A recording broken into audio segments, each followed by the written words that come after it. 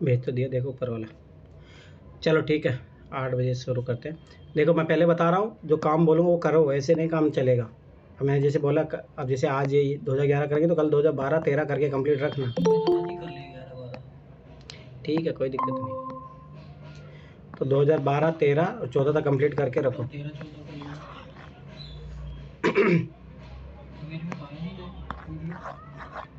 PDF नहीं आ रहा, क्या आ रहा है? अरे पुराना लिंक ज्वाइन किया होगा तुमने। अरे आपने अभी तो करा है। ये सबको स्क्रीन दिख रहा है, नहीं दिख रहा है? आपने साथ उस पे तो दिख रहा है सर, पर बहुत ब्लर दिख रहा है, धुंधला दिख रहा है मुझे तो। सब सही दिख रहा है। ये तुम्हारा नेट में इशू है, दोबारा ज्वाइन करो। अभी ठीक है, अभी ठीक है, अभी ठीक है।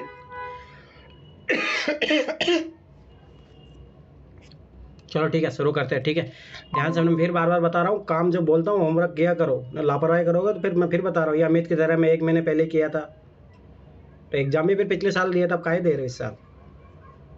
एक महीना नहीं हो रहा है सर, 15 दिन मुश्किल से हो रहे हैं सर। अब देखो 1 महीने से 15 दिन, अभी कुछ फिर डांटोगा तो 10 दिन पहले आ जाएगा अमित। नहीं मेरा ये हो गया था, 1 महीना तो नहीं, 15 दिन लगभग हो, क्योंकि करने में भी तो टाइम लगा है ना मुझे सर। एक दिन में एक नहीं हो पा रहा था, 20-20 क्वेश्चन करके मैं किया हूँ सर, मुझे मालूम है इसमें टाइम लगता है, तो 15-20 दिन तो लगे ही होंगे। चलो ठीक है, शुरू करते हैं। ठीक है, ध्यान से देखो, उपयुक्त कथनों में से निम्न कौन सा एक निष्कर्ष, ठीक है ध्यान से देखना, और मैं फिर बता रहा हूँ यही सेम क्वेश्चन रिपीट होंगे। ठीक है, तो पहला ही क्वेश्चन है, ध्यान से ऑब्जर्व करना है, और किसको जहाँ पे भी डाउट आए, और मैं पहले बता रहा हूँ जिसको जहाँ डाउट आए वो क्लियर कर लेना। ठीक है, पर ध्यान से ऑब्जर्व करना। ठीक है, कौन से निष्कर्ष निकाला जा सकता है। ठीक है, तो ये रीजनिंग वाला क्वेश्चन है, तो वो भी मैं बताते जाऊँगा कौन सा रीजनिंग का है। ये अमित बोल रहा था कि मुझे यही नहीं पता चलता कौन सा रीजनिंग का, मैथ का है, तो ये रीजनिंग का क्वेश्चन है। ठीक है, अब देखो, दौड़ में केवल छात्र भाग ले सकते हैं। कभी भी जब भी इस टाइप के क्वेश्चनों को सॉल्व करो तो मतलब जैसे क्वेश्चन के पास में डाटा लिखते जाओ, तो स्टूडेंट, ठीक है, तो ये चीज़ ध्यान से समझना, एक एक चीज़ लेके चलना है। तो स्टूडेंट में स्वाभाविक सी बात है, गर्ल्स और बॉयज़ दोनों आता है, एक एक चीज़ क्लियर करना, तभी चीज़ें क्वेश्चन सोल्व होगा बहुत ईजिली तरीके से। पहली बात तो ये चीज़ ध्यान से समझना। ये तो बहुत बार गलती क्या करते हैं छात्र, मतलब इस बॉयज़ को ही समझ लेते हैं। समझ में आ गया? तो ये चीज़ याद रखना, स्टूडेंट में गर्ल्स और बॉयज़ दोनों आता है, पहली बात। तो दौड़ में केवल छात्र भाग ले सकते हैं, तो इसका मतलब है ओनली दौड़ में जो है छात्र ही भाग लेते हैं, इसके अलावा कोई और भाग नहीं लेता है। ठीक है, दौड़ में छात्र भाग लेते हैं। दौड़ में भाग लेने वाले में कुछ बालिकाएं, अब ध्यान से देखना, दौड़ में जो भाग ले रहे हैं उसमें से कुछ बालिकाएं, तो अपन ने मान लिया कुछ बालिकाएं, 5 बालिकाएं जो भाग ले रही है। ठीक है, स्टूडेंट है टोटल 50 मान लो, उसमें से जो कुछ है बालिकाएं भाग ले रही है दौड़ में। ठीक है, यहाँ से समझना है चीज़, कुछ वर्ड। दौड़ में भाग लेने वाली सभी बालिकाएं प्रतिभागियों को परीक्षण हेतु बुलाया। ध्यान समझना, जितने भी दौड़ में भाग ले रही है वो सारे को ट्रेनिंग के लिए बुलाया गया। एक चीज़ याद रखना, रीजनिंग का क्वेश्चन करो, जितना इन्फॉर्मेशन दिया हो उतना ही दिमाग लगाना, उसके अलावा दिमाग लगाओगे क्वेश्चन गलत करोगे। तो साफ बोल दिया कि दौड़ में भाग लेने वाली सभी बालिका मतलब ट्रेनिंग के लिए बालिका को बुलाया गया है, 5 की 5 बालिका प्रतिभागों को परीक्षण हेतु बुलाया गया है। अब देखो बॉयज, सॉरी ये गर्ल बॉयज़ के बारे में लिख दिया ना, तो इसको गर्ल्स करो। रुको 1 मिनट।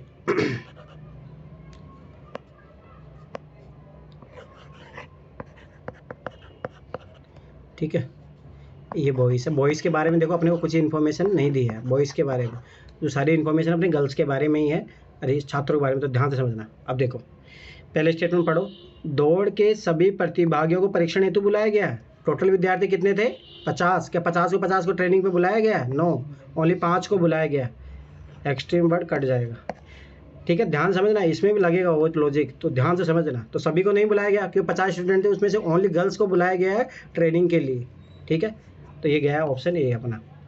सभी छात्रों को परीक्षण हेतु बुलाया गया, क्या 50 के 50 को बुलाया गया? नो, 5 को बुलाया गया, जिनमें से लड़कियों को, सभी वर्ड कट जाएगा।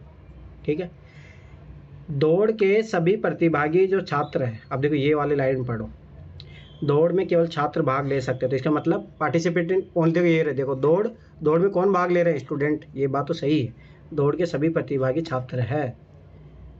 समझ में आया? ठीक है, तो डी ऑप्शन का मतलब है नहीं, सी आंसर अपना आ गया। किसी को डाउट है इसमें? नहीं है। ठीक है, मैं फिर बता रहा हूँ, ये एक चीज़ क्लियर करके चलना, आगे जितने सारे क्वेश्चन आएंगे वो इसी बिहाफ में आएंगे, रिपीटेड होंगे क्वेश्चन, ध्यान से समझना ये चीज़। एक ही क्वेश्चन को समझ के चलना। अरे अब दोबारा गलत किया ना फोड़ दूंगा तुम लोगों को मैं। ठीक है, अब ध्यान से देखो। ये जैसे बोल रहे हैं दौड़ के सभी प्रतिभागी छात्र है, छात्र का मतलब गर्ल्स और बॉयज दोनों है। हाँ तो ओवर के छात्र मैंने यहाँ क्या बोला है, स्टूडेंट, स्टूडेंट बॉयज और गर्ल्स दोनों होता है, तो ये बात सही है एक ना? नंबर ऑप्शन में दिया हुआ है कि दौड़ में केवल छात्र ही भाग ले सकते हैं, उसी के बेसिस पे सही है। हाँ तो वही तो इन्फॉर्मेशन, यहाँ से भी इन्फॉर्मेशन क्या निकाले अपन। ठीक है, आगे देखो, ये स्टेटमेंट पढ़ना, ऐसे क्वेश्चन करने मत भाग जाना। निम्नलिखित दो प्रश्नांशों में प्रत्येक के भीतर 4 कथन है, 4 स्टेटमेंट दिए अपने को। ठीक है, इन 4 कथनों में से 2 ऐसे हैं जो एक साथ दोनों सही नहीं हो सकते, दोनों एक साथ सही नहीं हो सकते, ध्यान से समझना। मान लो इन दोनों मिला लिए तो दोनों एक साथ सही नहीं हो सकते, किंतु दोनों ही गलत हो सकते हैं, गलत हो सकते हैं, ये वाला भी गलत हो जाए और ये वाला भी गलत हो जाए, ऐसी प्रॉब्लम। कथनों को ध्यानपूर्वक अध्ययन करें और उन 2 कथनों को पहचानें जो उपयुक्त नियम को संतुष्ट करते हैं। प्रत्येक कथन समुच्चय के उपरांत दिए कोटों की सहायता से सही उत्तर चुनिए। ठीक है, अब ध्यान से समझना ये चीज़। देखो कभी भी एक चीज़, हमेशा ये चीज़ याद रखो, मैं फिर बार बता रहा हूँ, जो जीएस में ये ओवरऑल स्ट्रेटेजी यही है कि आप अपने माइंड को कितना ब्रॉडर रखते हो, कितना चीज़ें आप एक पक्ष से विचारधारा, इसीलिए तो ये माइंड है ना, यूपीएससी तैयारी पूरा माइंड को ओपन करने की है। अब ध्यान से देखना, सभी पशु मांसाहारी होते हैं। अब मान लिए अपन एक बार कि जितने भी पशु पाए जाते हैं वो सारे के सारे मांसाहारी है। ठीक है, ऑल ओवर द वर्ल्ड में जितने भी सारे हैं पशु वो मांसाहारी है। ठीक है, मान लिया। ठीक है, अब अपने को ये देखना है कि 2 स्टेटमेंट एक साथ दोनों सही नहीं हो सकते, पर दोनों गलत हो सकते हैं। तो अपन अब जस्ट इसका पॉजिटिव देखेंगे। अब जैसे देखो फर्स्ट का, अब देखो कुछ पशु मांसाहारी नहीं होते हैं। ठीक है, कोई बात नहीं है। अब देखो ध्यान से देखना, ये मान लो मैंने ये मान दिया कि जितने वर्ल्ड में जो भी है सारे के सारे जो पशु है वो मांसाहारी होते हैं। ठीक है, अब ये बोल रहा है कि कुछ नहीं होते हैं, तो ये मान लो कि ये वाला पार्ट, तो परंतु इसका मतलब जो है वो तो है, इसका मतलब मांसाहारी, इसका मतलब ये पूर्ण रूप से गलत नहीं है, इसमें मतलब कुछ पार्ट सही है कुछ पार्ट गलत है इसका। ठीक है, तो ये चीज़ याद रखना। ठीक है, अब आगे देखो, पशु मांसाहारी नहीं होते हैं। अब ये देखो एकदम कॉन्ट्राडिक्शन हो गया है, सभी पशु मांसाहारी होते हैं, ये एक बात कर रहा है, ध्यान समझो, ये पूरा भरा हुआ है, ये पूरा भरा हुआ है, और ये बोल रहा है पूरा खाली है, तो ये तो भाई स्वाभाविक सी बात है, दोनों सही तो कभी नहीं होंगे और दोनों गलत जरूर हो सकते हैं। तो ये बात, और अपने को भी एक लॉजिक सोचो कि सभी पशु मांसाहारी इसलिए होते हैं, कुछ पशु शाकाहारी भी होते हैं। ठीक है, और पशु मांसाहारी नहीं होते, ये भी गलत स्टेटमेंट है कि कुछ पशु जो है शाकाहारी भी होते हैं। याद करो, जब की बार जो वो वाला क्वेश्चन आया था गिलेरी वाला, तो उसमें यही चीज़ याद रखना कि सारी गिलेरिया के मांसाहारी होती है ना, कुछ हो सकता है कुछ गिलेरिया मांसाहारी भी नहीं होती होगी। तो ये इस टाइप का माइंड लगाया करो एग्जाम में, ये तो विरोधाभास से पहले होती थी। तो बस यही आंसर अपने को आ गया है। ठीक है, तो ध्यान से समझ में आया। अब देखो दूसरा वाला ये क्यों गलत है, मैं एक एक स्टेटमेंट बता रहा हूँ, ये क्यों गलत है, क्योंकि ये पूर्ण रूप से गलत नहीं है, आंशिक रूप से ही गलत है कि कुछ पशु मांसाहारी नहीं होते। हाँ ये बात सही है, तो ये बोला सभी पशु मांसाहारी होते हैं, तो हमेशा ये चीज़ याद रखना, ये पूर्ण रूप से गलत नहीं हो रहा, जैसे वो एक पूरा भरा हुआ था और एक पूरा खाली है। ठीक है, तो ये चीज़ याद रखना, तो ये गलत हो चला जाएगा। अब 2 और 3 को देखते हैं अपन, कुछ पशु मांसाहारी नहीं होते हैं। ठीक है, कुछ पशु मांसाहारी नहीं होते मतलब कुछ पशु, देखो ये पशु मांसाहारी नहीं, इसका मतलब ये सारे मांसाहारी है। थर्ड वाला देखो, पशु मांसाहारी नहीं होते हैं। अब देखो ये कुछ पशु मांसाहारी, ये कुछ सही हो गया ना, ये वाला पार्ट अब ये खाली है, परंतु ये वाला पार्ट तो है ही, तो इसका मतलब कुछ सही हो रहा। तो इसी कंडीशन क्या है, क्या तो दोनों के दोनों गलत होने चाहिए और दोनों सही होंगे नहीं कभी। ठीक है, तो ये कुछ सही निकल रहा है, तो ये भी सही नहीं होगा। 3 और 4 देखो, पशु मांसाहारी नहीं होते, कुछ पशु मांसाहारी होते हैं। अब देखो वही बात आ गई वापस से, ये बोला पशु मांसाहारी नहीं होते, ये बोला कुछ पशु मांसाहारी होते हैं न, इसका मतलब ये वाला जो पार्ट है वो कौन सा है, जो मांसाहारी नहीं होते हैं, तो इसका मतलब कुछ पार्ट इसका सही निकल रहा है, कुछ पार्ट गलत निकल रहा है, ये भी कट जाएगा। तो आंसर क्या आएगा। अब देखो इसमें मतलब सीधी सी बात है, अपने को जब भी है ना इस तरीके की बात हो, तो याद करो मैं जीएस में एक ट्रिक बताया था आप लोगों को, जब भी कॉन्ट्राडिक्शन होता है, कॉन्ट्राडिक्शन का मतलब ही क्या होता है, क्या तो दोनों स्टेटमेंट कभी दोनों एक साथ सही नहीं होंगे, पर दोनों एक साथ गलत हो सकते हैं और उन दोनों में से एक सही होगा। ठीक है, तो इस टाइप का जो स्टेटमेंट आता है उसी तरीके से पूछ रहा है अपने को। अब देखो अगला देखो, ठीक है, अब देखो इस टाइप के कभी भी ना इसको पहले को पकड़ा करो और इसी का अकॉर्डिंग सभी रेलगाड़ियाँ डीजल इंजन से चलती है। तो अब अपने को ऐसा ये बोल दिया कि सारी जो है डीजल इंजन से चलती है, तो अपने को ऐसा देखना है कि जो एक से बात करो कि कोई भी एकदम एक्सट्रीम बात करो, कोई भी रेलगाड़ी डीजल इंजन से नहीं चलती है, तो एकदम कॉन्ट्राडिक्शन हो गया है। तो दोनों कभी सही तो हो ही नहीं सकते दोनों, पर दोनों हमेशा गलत हो सकते हैं कि कुछ रेलगाड़ी ऐसे हो सकती है डीजल इंजन से चले, कुछ हो सकता है कि इलेक्ट्रिकल से चले। ठीक है, तो ये चीज़ याद रखना। तो ये 1 और 3 सही हो गया। समझ में आया? अब देखो ये क्यों क्यों गलत है, वही साहब सभी रेलगाड़ी डीजल से चलती है, कुछ डीजल से चलती है तो कुछ नहीं चलती, तो नहीं चलती तो ये सही भी हो गया, कुछ पार्ट सही हो गया इसका, तो ये गलत हो जाएंगे। ठीक है, 1 और 4। अब देखो ये सभी है, ये कुछ है बात कर रहा है, तो कुछ सभी की बात है। जैसे एक चीज़ याद रखना, जैसे ये वाला जब अपन जो गोला बनाते हैं तो इसमें क्या हो जाता है कि कुछ पार्ट सही है कुछ पार्ट गलत है, तो ये वो वाले ये जो जितने भी सारे स्टेटमेंट है वो ये वाला संबंध बनाते हैं, इस कारण से गलत हो जाएगा। और जो अपन ने ये जो बना रहा है ये संबंध एकदम ऐसा है, तो अपने को यही संबंध खोजना है, अलग अलग एकदम बिल्कुल सेपरेट, जो बिल्कुल। हाँ बोलो पूजा। सर इसमें तो गलत नहीं ना पूछ रहा है। अरे इसमें ये पूछ रहा है कि 2 स्टेटमेंट आप लो, जैसे मान लो कि ये दोनों लिए आपने, ठीक है, इसमें अपने को ये है कि दोनों सही नहीं हो सकते एक साथ, पर दोनों गलत हो सकते हैं। अब देखो इसको पढ़ो, सभी रेलगाड़ियाँ डीजल इंजन से चलती है। अब तो मुझे बताओ कि क्या दुनिया में जो सारी रेलगाड़ियाँ वो डीजल इंजन से चलती है? नहीं है ना, बिजली से भी चलती है, सोलर एनर्जी बहुत सारी है, कोयले से चलती है, तो ये बात तो ऐसे ही गलत हो गया, ये गलत स्टेटमेंट। अब ये देखो अगला, कोई भी रेलगाड़ी डीजल इंजन से नहीं चलती है। अरे क्या बात करें, बहुत सारी है जो चलती है, तो ये भी गलत स्टेटमेंट। तो अपनी कंडीशन क्या है, दोनों सही नहीं होने चाहिए, तो दोनों सही भी नहीं है, पर दोनों गलत होने चाहिए, तो ये दोनों गलत वाली कंडीशन। तो 2-4 ऑप्शन सही हो सकते हैं ना? क्या हो गया? 2-4 तो सही हो सकते हैं ना? अच्छा 2-4 अभी मैं बताता हूँ आपको। 2-4 तो पहले से ऑप्शन में भी नहीं है, फिर भी देख लेते हैं। कुछ रेलगाड़ी डीजल इंजन से चलती है, ठीक है, कुछ। अब देखो ध्यान समझना, ये कुछ की बात कर रहा है, कुछ की। अब इनके बारे में कोई भी इन्फॉर्मेशन नहीं है, तो अब इनके बारे में अपन क्या कह सकते हैं? अब देखो कुछ रेलगाड़ी डीजल से नहीं चलती है, अब देखो कुछ चलती है और कुछ नहीं चलती, तो और के बारे में अपन क्या इन्फॉर्मेशन दे पाएंगे? तो ये तो देखो कुछ पार्ट सही हो गया ना इसका, तो यही कॉम्बिनेशन बन गया ना यहाँ पे। देखो ये कॉम्बिनेशन वाला पार्ट अपने को चाहिए, अपने को एकदम बिल्कुल सेपरेट वाला पार्ट। ये तो दोनों ठीक है ना भैया, कुछ चलते हैं कुछ नहीं चलते। तो वही ना, ये तो सही हो रहा है, वही तो मैं बता रहा हूँ। तो इसका मतलब अपने को चाहिए पूर्ण रूप से गलत हो और दोनों सही भी ना हो साथ में। समझ में आया? देखो रीजनिंग में फिर बता रहा हूँ, एक चीज़ याद रख लो, अगर रीजनिंग सीखना है तो रीजनिंग में एक चीज़ याद रखना कि अपना दिमाग मत चलाना। उसमें जैसे रीजनिंग में एक क्वेश्चन आएगा, कुत्ता को बिल्ली बोलते हैं, बिल्ली को, हाँ तो मतलब समझ रहे हो ना, तो उसमें मेरा ये मत समझ लो कि कुत्ते को बिल्ली कैसे बोलेंगे अपन। देखो मेरा कहने वाला रीजनिंग को रीजनिंग की तरह ही लो, उसमें अपना लॉजिक आर्गूमेंट मत लगाना। मैं पहले बार बता रहा हूँ, यही तो रीजनिंग की खासियत है। जो बच्चे हैं ना रीजनिंग को एक नॉर्मल ऐसे लेके चलते हैं ना सामान्य, फिर वो फंसते हैं उसमें। आगे बढ़ा जाए या फिर दोबारा समझाऊं? आगे चलो। अगर गलत हुआ ना क्वेश्चन, मैं फोड़ूंगा तुम लोगों को, उठा के देख लेना। और यही क्वेश्चनों को मैं टेस्ट लूंगा दोबारा। और अब किसी के अगर ये मैं 2011 से 20 तक पेपर करवाए, फिर किसी के कम नंबर आए ना, फोड़ दूंगा तुम लोगों को। क्योंकि मैं फिर बता रहा हूँ, कोई से भी टेस्ट सीरीज दे लेना, जो मैं लॉजिक बताऊंगा सब में वही अप्लाई होगा, मैं पहले बता रहा हूँ। ठीक है, अब ध्यान से देखो अगला। नीचे दिए गए नामता ABCD 4 आयु पिरामिड अलग अलग 4 देशों को निरूपित करते हैं, उन पर विचार कीजिए। इनमें से कौन एक घटती जनसंख्या को इंगित करता है? अब ध्यान से देखना, मैं एक ही चीज़ बता रहा हूँ। ये आयु वर्ग है, जैसे इनको छोड़ो अपन एक ग्राफ बनाते हैं अलग से। ये है, ये आयु है, जैसे 5 साल का बच्चा, 10 साल का बच्चा, 15 का, 20 का, ऐसे करके ये आयु है। ये आयु वर्ग प्रतिशत है, ठीक है। ये परसेंटेज में बता रहा है कि कितने लोग हैं, कैसे हैं, ठीक है, ध्यान से समझना।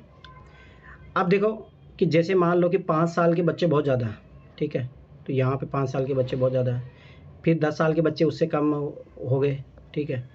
इस टाइप का जो ये बनते जा रहा है, ठीक है। इसका मतलब है कि जनसंख्या जो है, मान लो ऐसा पिरामिड एक बना, ठीक है। इसमें क्या हुआ कि 5 साल के जो बच्चे बहुत ज़्यादा है, ठीक है, 10 साल के उससे कम है, ठीक है, 15 साल के उससे कम है, ठीक है, 20 साल के उससे कम है, ऐसे। अरे किसी भी देश का मोस्टली ऐसा ही होता है, ठीक है। तो अपने को ये देखना है कि इनमें कौन से घटती जनसंख्या को इंगित करता है। अब देखो घटती जनसंख्या इंगित कैसे होगी, एक तो इसका सीधा सा फॉर्मूला आप ज्योग्राफी में 12th ज्योग्राफी पढ़ोगे ना, उसमें पता है। जब बेस जितना छोटा रहता है ना, बेस का मतलब ये होता है, जिस देश में बर्थ रेट जो जन्म दर है, वो जन्म दर जितना कम होगा, ठीक है, उस देश की पॉपुलेशन जो है वो उतनी घटती आएगी। तो ये है सीधा सा सिंपल सा मतलब। तो आयु मतलब जिनका बर्थ रेट, अब देखो इसकी बहुत ज़्यादा है, बर्थ रेट यहाँ पे बहुत ज़्यादा, तो इसकी कभी जनसंख्या कम नहीं होगी, बढ़ेगी इसकी, तो ये तो नहीं है, ठीक है। अब ये देखो इसकी, देखो इसका कंपैरिजन और इसका कंपैरिजन, ठीक है, तो इनका अलग है, ये सबसे कम इसका है, देखो बर्थ। अब देखो यहाँ पे क्या है ना, जैसे मान लो कि चलो कि युवा जो जनसंख्या इस देश में ज़्यादा है, ठीक है, परंतु बर्थ रेट कम हो रही है, तो बर्थ रेट कम हो रही है तो भविष्य में जो है जनसंख्या घटेगी इसकी। तो ये बेस के आधार पर पता लगाया जाता है, तो ओनली कौन सा आएगा, सी ऑप्शन आएगा। ठीक है। तो ये चीज़ याद रखना है। ये कल मैं फिर बता रहा हूँ, आगे फ्यूचर में जाके मतलब जीएस का क्वेश्चन बन सकता है, तो ये याद रखना। जो बेस जिसका कम होता है ना, बेस का मतलब जिनका बर्थ रेट कम है, ठीक है, और डेथ रेट ज़्यादा है, तो वहाँ जनसंख्या दर कम हो जाती है। तो याद रखना कि जन्म दर कम हो, ठीक है, डेथ रेट ज़्यादा हो, वहाँ जो है जनसंख्या घटती हुई नज़र आएगी आपको। ये चीज़ हमेशा याद रखना, ठीक है। किसी को डाउट? बर्थ रेट जिसकी ज्यादा रहेगी, डेथ रेट तो उसकी अधिक रहेगी। अरे इधर देखो, बर्थ रेट कम और डेथ रेट ज़्यादा रहेगी, वहाँ जन्म दर कम रहेगी, मतलब जनसंख्या घटती हुई नजर आएगी। अरे सब सोचो ना, बच्चे भी कम पैदा हो रहे हैं, बूढ़े लोग मरते जा रहे हैं, तो जनसंख्या कम होगी नहीं। और जिस देश की बर्थ रेट ज़्यादा है, ठीक है, और मृत्यु दर भी, डेथ रेट भी कम है, तो उसकी जब पॉपुलेशन बढ़ेगी हमेशा। ये चीज़ याद रखना। यहाँ पैदावार ना वहाँ वो तो घट ही जाएगा ना। और घटेगी ना, तो भविष्य में फिर जो है टोटल फर्टिलिटी रेट है उसमें डिक्रीजमेंट होगा। एक होता है रिप्लेसमेंट जो होता है, वो भी नहीं होगा ना। अब सोचो, देखो ध्यान से समझना, पहले मान लो 3 बच्चे पैदा हो रहे थे, अब एक ही बच्चा पैदा हो रहा है, तो सभा से रिप्लेसमेंट 2 तो बच्चे ऑलरेडी कम हो गए ना, तो ये ऑटोमेटिक जनसंख्या जो है दर वो घट जाएगी ना, ठीक है। आगे देखो, और मैं फिर बता रहा हूँ, इन क्वेश्चन में एक भी ऐसा क्वेश्चन नहीं है जो छोड़ने लायक है, सबसे ईजी है ये क्वेश्चन। अभी ये सब ईजी क्वेश्चन है। अरे आप इसको एक तरीके से मैथ वाला पार्ट ले सकते हो, ये सब रीजनिंग का है, ठीक है, ये वाला मैथ का पार्ट है, ग्राफ व्राफ वाला याद करो, एनसीईआरटी में चैप्टर भी है इसका, ठीक है। और मैंने पहले बताया एनसीईआरटी बहुत इंपॉर्टेंट है, एनसीईआरटी की भी आप पे ही पेपर निकलेगा ये, ठीक है। जिसको नहीं समझ में आए बोल देना, मैं फिर बता रहा हूँ, पर बाद में किसी ने इसको आराम से समझाना, मेरा गलत हुआ है। गलत हुआ क्या, तो उसको देखो ध्यान से समझना। ABCD 4 वर्ग प्रस्तुत है, उनके दे छोड़ो, मेन बात है यहाँ से, वक्र चर घातांक की वृद्धि को इंगित करता है। ये वर्ड समझने वाला। चर घातांक की मतलब होता है जैसे 1 की पावर 1, 2 की पावर 2 4, 2 की पावर 3 8, या मान लो 3 की पावर 3 27। इस तरीके से कौन सा ग्राफ बढ़ रहा है। ये देखो, ये तो लीनियर है, तो ये तो बी तो ऐसे ही नहीं होगा, बी तो काट दो। बी तो बताओ कैसे बढ़ रहा है, 1 की जगह 1, 2 की जगह 2, 3 की जगह 3, ये लीनियर है, तो डायरेक्ट जा रहा है। ठीक है, तो ये तो नहीं होगा। ए देखो, ए कैसे हो रहा है, ए स्टार्टिंग धीरे धीरे बढ़ा, ठीक है, धीरे धीरे बढ़ा, फिर ये कम हो रहा है। नहीं तो अगर बढ़ते जाता तो ऐसे होता ना, इसकी ग्रोथ कम हो रही है, तो ए इसलिए नहीं होगा। अपने को चाहिए बढ़ने वाला। अब देखो 4 की पावर 64 ऐसा वाला, 5 की पावर 5, मतलब ऐसे ऐसे बढ़ता है, एक्सपोनेंशियल ग्रोथ चाहिए अपने को। चर घातांक की वृद्धि, मतलब जो घातांक बढ़ती जा रही है और वो भी बढ़ता जा रहा है, ठीक है, बी नहीं होगा। अब देखो ध्यान से देखना, डी देखो, डी तो बिल्कुल ही जीरो बना हुआ है, बिल्कुल जीरो बना हुआ है। अरे नहीं, आपने देखो एक, ध्यान से समझो, देखो मैंने यहाँ मान रखा, यहाँ पे आया पहले, फिर 4 पे आएगा, मान लो मैंने ये सॉरी यहाँ पे रखा, मान लो यहाँ पे आया, फिर यहाँ पे 4 पे आना चाहिए, फिर उसके बाद में आना चाहिए 27 आना चाहिए, ऐसे मेरा ग्राफ मिलना चाहिए। तो ऐसा ग्राफ कौन सा है, ओनली सी है जो ऐसा ग्राफ है जो बढ़ता जा रहा है, सी आंसर आएगा। डी देखो, डी तो बिल्कुल ऐसे जा रहा है, जीरो पे जा रहा है, तो ये तो कोई मतलब ही नहीं है। डी बाद में बढ़ रहा है, चर घातांक की वृद्धि चाहिए, मतलब एक्सपोनेंशियल ग्रोथ, इसका सीधा सा ग्राफ होता, ठीक है। किसी को डाउट है, आगे बढ़े। मैं फिर बता रहा हूँ, ये क्वेश्चन गलत हुआ ना, फोड़ दूंगा तुम लोगों को बाद में। और मैं फिर बता रहा हूँ, इसी सिमिलर पैटर्न से क्वेश्चन आएंगे आगे, ये चीज़ याद रखना, सिमिलर पैटर्न से, ठीक है। अब आगे देखो, नीचे दिए गए वृत्त पाई चार्ट शहर ए तथा शहर बी, कभी मैं फिर बता रहा हूँ, इंस्ट्रक्शन पढ़ा करो। ये क्वेश्चन जिनका भी गलत हुआ होगा, जो आप लोगों ने अटेम्प्ट किया होगा, तो पक्का बताओ, जिसने इंस्ट्रक्शन नहीं पढ़ा उस कारण गलत हुआ होगा। नीचे दिए गए वृत्त सचित पाई चार्ट शहर ए तथा शहर बी 2, याद करो, मैं 8th क्लास का मैंने चैप्टर बताया था पाई चार्ट वाला, वो यही है, और वो बहुत इंपॉर्टेंट चैप्टर है वो। ए तथा शहर बी 2 शहरों में रोगियों में मिले रोग वर्गों की अलग अलग दर्शाता है। वृत्त संचित में रोग वर्गों के रोगियों की कुल संख्या के प्रतिशत के रूप में अंकित किया गया, परसेंटेज के रूप में। याद रखना, जब भी परसेंटेज के रूप में है तो अपन एक्चुअल संख्या नहीं बता सकते, पर हाँ कंपैरिजन कर सकते हैं, पर एक्चुअल संख्या नहीं बता सकते, यही चीज़ याद रखना। इन तथ्यों के आधार पर वृत्त संचित के पश्चात दिए गए 2 प्रश्नों के उत्तर दीजिए। तो शहर ए में रोगों के वितरण बता दिया और शहर बी में रोगों वितरण बता दिया। मैं फिर बता रहा हूँ, टोटल कर लेना।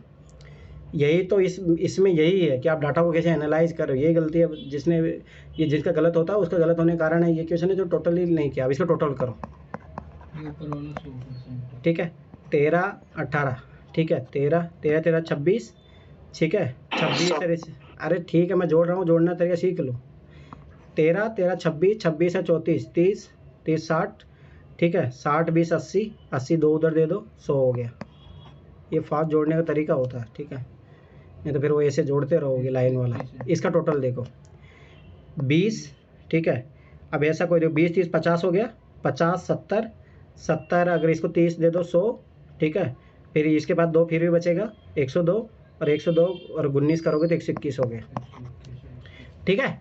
अब देखो स्वाभाविक सी बात है, पहली बात तो परसेंटेज में डाटा दिया है, दूसरी बात अपने को जो डाटा दिया है वो 100% से ज़्यादा है। तो अपन कैसे बता सकते हैं कि भाई केस डायबिटीज़ के रोग ज़्यादा है, कैसे बता पाओगे आप? अब देखो पहला क्वेश्चन पढ़ो, दोनों शहरों में से किस शहर में डायबिटीज से ग्रस्त व्यक्तियों की संख्या अपेक्षाकृत अधिक है? अब ये इसमें मत जाओ, अगर ये 100% होता ना, ये भी 100% होता तब तो बता देते कि हाँ, याद रखना जब सिमिलर रहता तब बता सकते थे कि भाई इसमें ज़्यादा है, पर सिमिलर है ही नहीं, तब आप एनालाइज नहीं कर सकते भाई कितने में से।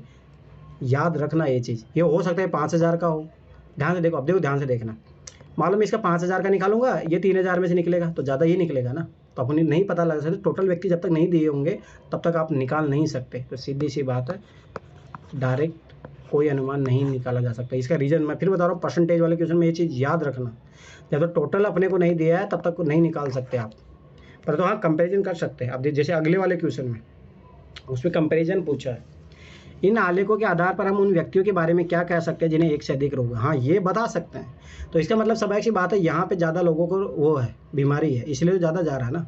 शहर ए में एक से अधिक रोग वाले व्यक्तियों की होने की संभावना है, शहर बी में एक से अधिक रोग होने वाले व्यक्तियों की संभावना है। हाँ, ये बात सही है, तभी तो देखो ना 121 चला गया इनका यहाँ पे।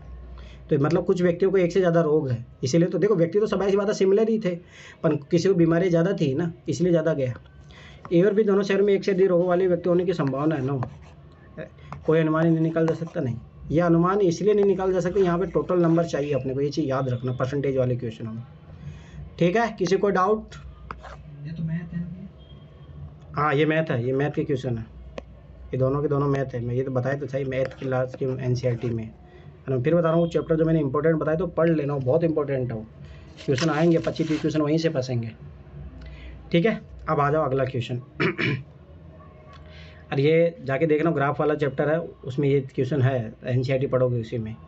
अब देखो, निम्नलिखित वेग समय आलेख, ठीक है, पर विचार कीजिए। जो आलेख दो ऐसी रेलगाड़ी को दर्शाता है जो समांतर पट्टे पर एक ही समय पर चलना शुरू करती है। ध्यान से समझना, जब टाइम सेम हो, कांस्टेंट है, ये मान लो सेम है, वेग और समय का आलेख। देखो समय बराबर क्या होता है, ये बचपन से फॉर्मूला पता होगा, इसी आधार पर दूरी बटा चाल, चाल को अपन वेग भी बोल देते हैं, ठीक है। तो अपने को ग्राफ दिया है चाल इंटू समय का, तो ये क्या बताएगा अपने को, दूरी। तो ये चीज़ याद रखना, इस ग्राफ का जो एरिया है अपने को दूरी बताएगा। ये अपन बचपन वाले फॉर्मूले से कर रहे हैं, ठीक है। अब देखो यहाँ पे समय एक ही समय पे शुरू करते हैं और एक ही समय पे एंड कर रहे हैं, तो इस ग्राफ का जो एरिया होगा वो अपने को बताएगा दूरी, ठीक है, सीधी सी बात है।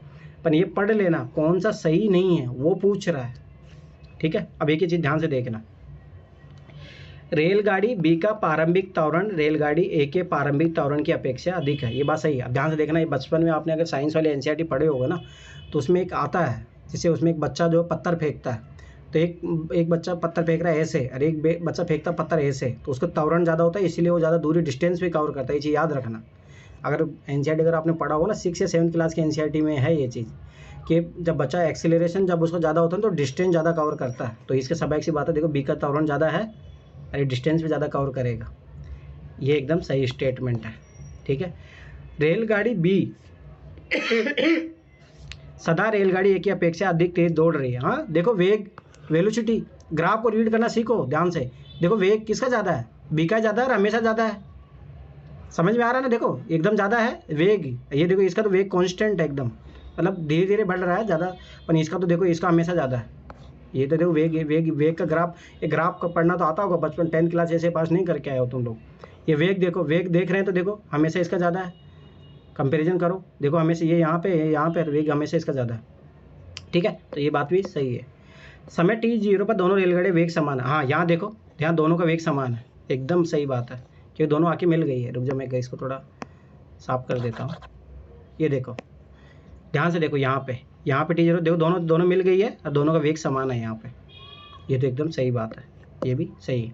पर आपने पूछा गलत स्टेटमेंट। अब ये देखो t0 समय इकाई में दोनों रेलगाड़ी एक समान दूरी, अब मैंने बोला था दूरी बताएगा, ये दूरी क्या बताएगा, एरिया। अब मुझे बताओ मैंने कितने, जिसका एक्सेलरेशन ज़्यादा तो ऐसे ज़्यादा डिस्टेंस तय करता। अगर बचपन में ये चीज़ पता होगी ना तो ये उसी से क्वेश्चन सॉल्व हो जाएगा।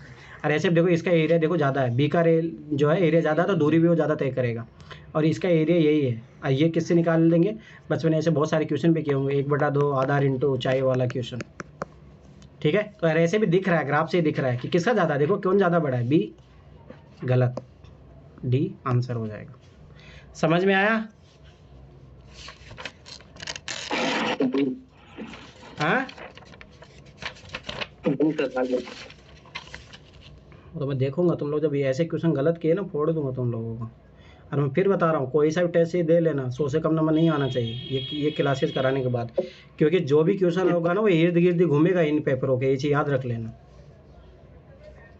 तो ये चीज़ मैं पहले बता रहा हूँ, अभी वो इर्द गिर्द ही घूमेगा पेपर, इसके अलावा कहीं नहीं जाएगा, नहीं इसके अलावा बाहर कहीं नहीं जाने वाला। ठीक है। अगला देखो, निम्नलिखित दूरी समय आलेख पर, अब देखो ये वही आ गया, समय बराबर दूरी बटा चाल। ध्यान से समझना, ये दूरी समय का दिया है, इसका मतलब अपने को क्या दिखाएगा ग्राफ, ये चाल बताएगा। ये दूरी समय का अपने को ग्राफ दिया है तो ये अपने को चाल बताएगा। ये जो ग्राफ दिख रहे हैं वो चाल बताएंगे अपने को। ठीक है। ये बहुत इंपॉर्टेंट है, बहुत ही बेसिक फॉर्मूला है, ये हर जगह काम आएगा ही। आलेख पर विचार कीजिए। ये आलेख ABC 3 ऐसे धावकों को दर्शाता है जो साथ साथ 30 किलोमीटर की दौड़ लगा रहे हैं। सब लोग हैं जो 30 किलोमीटर की दौड़ लगा रहे हैं। ध्यान से समझना, ये वाली है डेडलाइन, ध्यान से समझना ये चीज़। यहाँ पहुँचना था, मतलब जैसे 30 किलोमीटर की रेस है, ध्यान से समझना आप। उपयुक्त आलेख के संदर्भ निम्नलिखित कथनों पर विचार कीजिए। अब देखो दौड़ में धावक एक ही जीत हुई। अब देखो ध्यान से देखना, जैसे अपना विक्की बहुत रेस लगाया, तो बताओ विक्की कौन जीतता है रेस में, जो समय कम लेता है वो जीतता है ना। तो बस ग्राउंड में नीचे भी चलता है। हाँ, सोचो सबसे पहले कौन पूछा है यहाँ पे समय, देखो ये तो सबाई बात है, ये जीत गया। फिर उसके बाद में सी तो पहुंचा ही नहीं, सी तो दौड़ ही दे रहा है।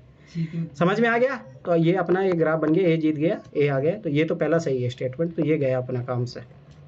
ठीक है, आगे देखो, प्रथम 25 किलोमीटर तक, प्रथम 25 किलोमीटर अपने ले लिया। अब ये एक लाइन खींचो यहाँ पे, 25 तक धावोगे, बी एक लाइन मान लो कि ऐसे खींचोगे, ये मान लो ऐसे मान लिया।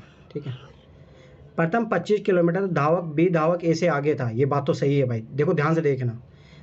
मैंने क्या बताया था, ये ग्राफ जो है चाल बताएगा। अब देखो ये बी, देखो ये बी हमेशा इससे आगे है। देखो मैंने क्या बोला था, जो ज़्यादा समय ऐसे लेगा वो ज़्यादा डिस्टेंस, दूरी मतलब दूरी ज़्यादा कवर करेगा, टाइम ज़्यादा लगेगा ना। तो ये देखो इसका सबसे कम है, ये सबसे कम समय में 25 किलोमीटर की बात हो रहा है।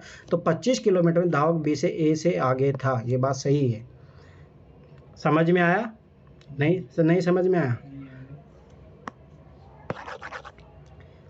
इधर देखो, ध्यान से समझना। देखो मैं यहाँ की बात कर रहा हूँ, जैसे मान लो कि ये देखो, ये 20 मिनट में ए जो है दूरी कर रहा है 10 किलोमीटर, समझना ये चीज़। और वहीं जो है 20 मिनट में बी कितनी दूरी तय कर रहा है, 22-23। तो बताओ कौन तेज दौड़ रहा है? अब समझ में आया? अरे कुछ बोलोगे? अरे कहाँ खो गए सब लोग? अरे आवाज नहीं आ रहा क्या? जी सर। समझ में आ गया? Okay sir. जी सर। एक और चीज़ नोटिस करो, देखो 20 मिनट में सी जो है सबसे तेज दौड़ रहा है, वो देखो 25 किलोमीटर कर लिया है। पर यहाँ पे पूछ रहा है प्रथम 25 किलोमीटर तक धावक बी धावक ए से आगे था। हाँ, ये बात बिल्कुल सही है। ठीक है, तो आपने का आंसर फर्स्ट और 2 अब ये इसमें से आएगा। अब देखो थर्ड वाला, अब देखो ध्यान से ऑब्जर्व करो। मैं फिर बता रहा हूँ, इसी क्वेश्चन को मैं चाहूँ तो बहुत कॉम्प्लिकेटेड तरीके से बता सकता हूँ, मैं बहुत इजी तरीके से बता रहा हूँ, जो ज्ञान मतलब सामने दिख रहा है उसी से आंसर निकालना। धावक सी शुरू से बहुत धीरे दौड़ रहा था, गलत बात। अब देखो धीरे की जगह बहुत तेज दौड़ रहा था, ये इसने रिप्लेस कर दिया है। देखो ध्यान से देखना, अभी वही सेम चीज़। ये देखो 20 मिनट में ए जा रहा है 10 किलोमीटर, पर बी जा रहा है मान लो 22 किलोमीटर। तो सी कितना जा रहा है? देखो सी 25 किलोमीटर, तो सबसे तेज दौड़ रहा है सी। पता नहीं सी को बाद में क्या हो गया, वो दौड़ते ही चला गया। तो ये गलत, अपना आंसर आ गया 1 और 2। समझ में आया? अरे बहुत सारे बच्चों गलत हुआ था उस टाइम में जब मैं करने को दिया था तुम लोगों को करने को। अब समझ में आ गया ना? जी सर। आ गया सर। अरे तुम लोग बोल क्यों नहीं रहे हो? पर मेरा क्या, मैं अभी मैं निकल सर, रहा हूँ आ बाहर। गया। हाँ, आ गया समझ में? तो बोल रहे क्यों नहीं रहे? अब देखो इस क्वेश्चन को मैं तुम्हें बहुत तरीके से बताऊंगा, इस क्वेश्चन को ध्यान से देखना, 4-5 तरीके से बताऊंगा, और ये मैं फिर बता दूँ इस टाइप क्वेश्चन आते हैं। 23 में भी आएगा। ध्यान से समझना ये चीज़, ठीक है? देखो ये तो मैथ में आएगा ना। हाँ, ये भी मैथ ही है, वो पिछले वाला भी मैथ ही है, ठीक है? ये देखो, देखो ध्यान से देखना, ये देखो ये कितना देखो ये 2 का पाड़ा 40 बार बोलोगे आप तब 80 आ जाएगा, ठीक है? और इधर 6 का पाड़ा आप 4 बार बोलो 24 आ जाएगा। वो देखो अगर यही सेम पैटर्न इधर लग जाएगा तो अपना आंसर आ जाएगा। 3 का पाड़ा 40 बार बोलने पर क्या 120 आ रहा है? हाँ आ रहा है। तो इसका मतलब है इसका पाड़ा अपन 4 बार बोले उससे आ जाए, तो किससे आएगा? यहाँ पे अपन 9 सोचेंगे, 9 चौका 36, 4 से गुणा करो तो आंसर आ गया 9। पहला तरीका, ठीक है? समझ में आ गया? तो ये सबसे ईजी तरीका। अब देखो और तरीका देखो इसका,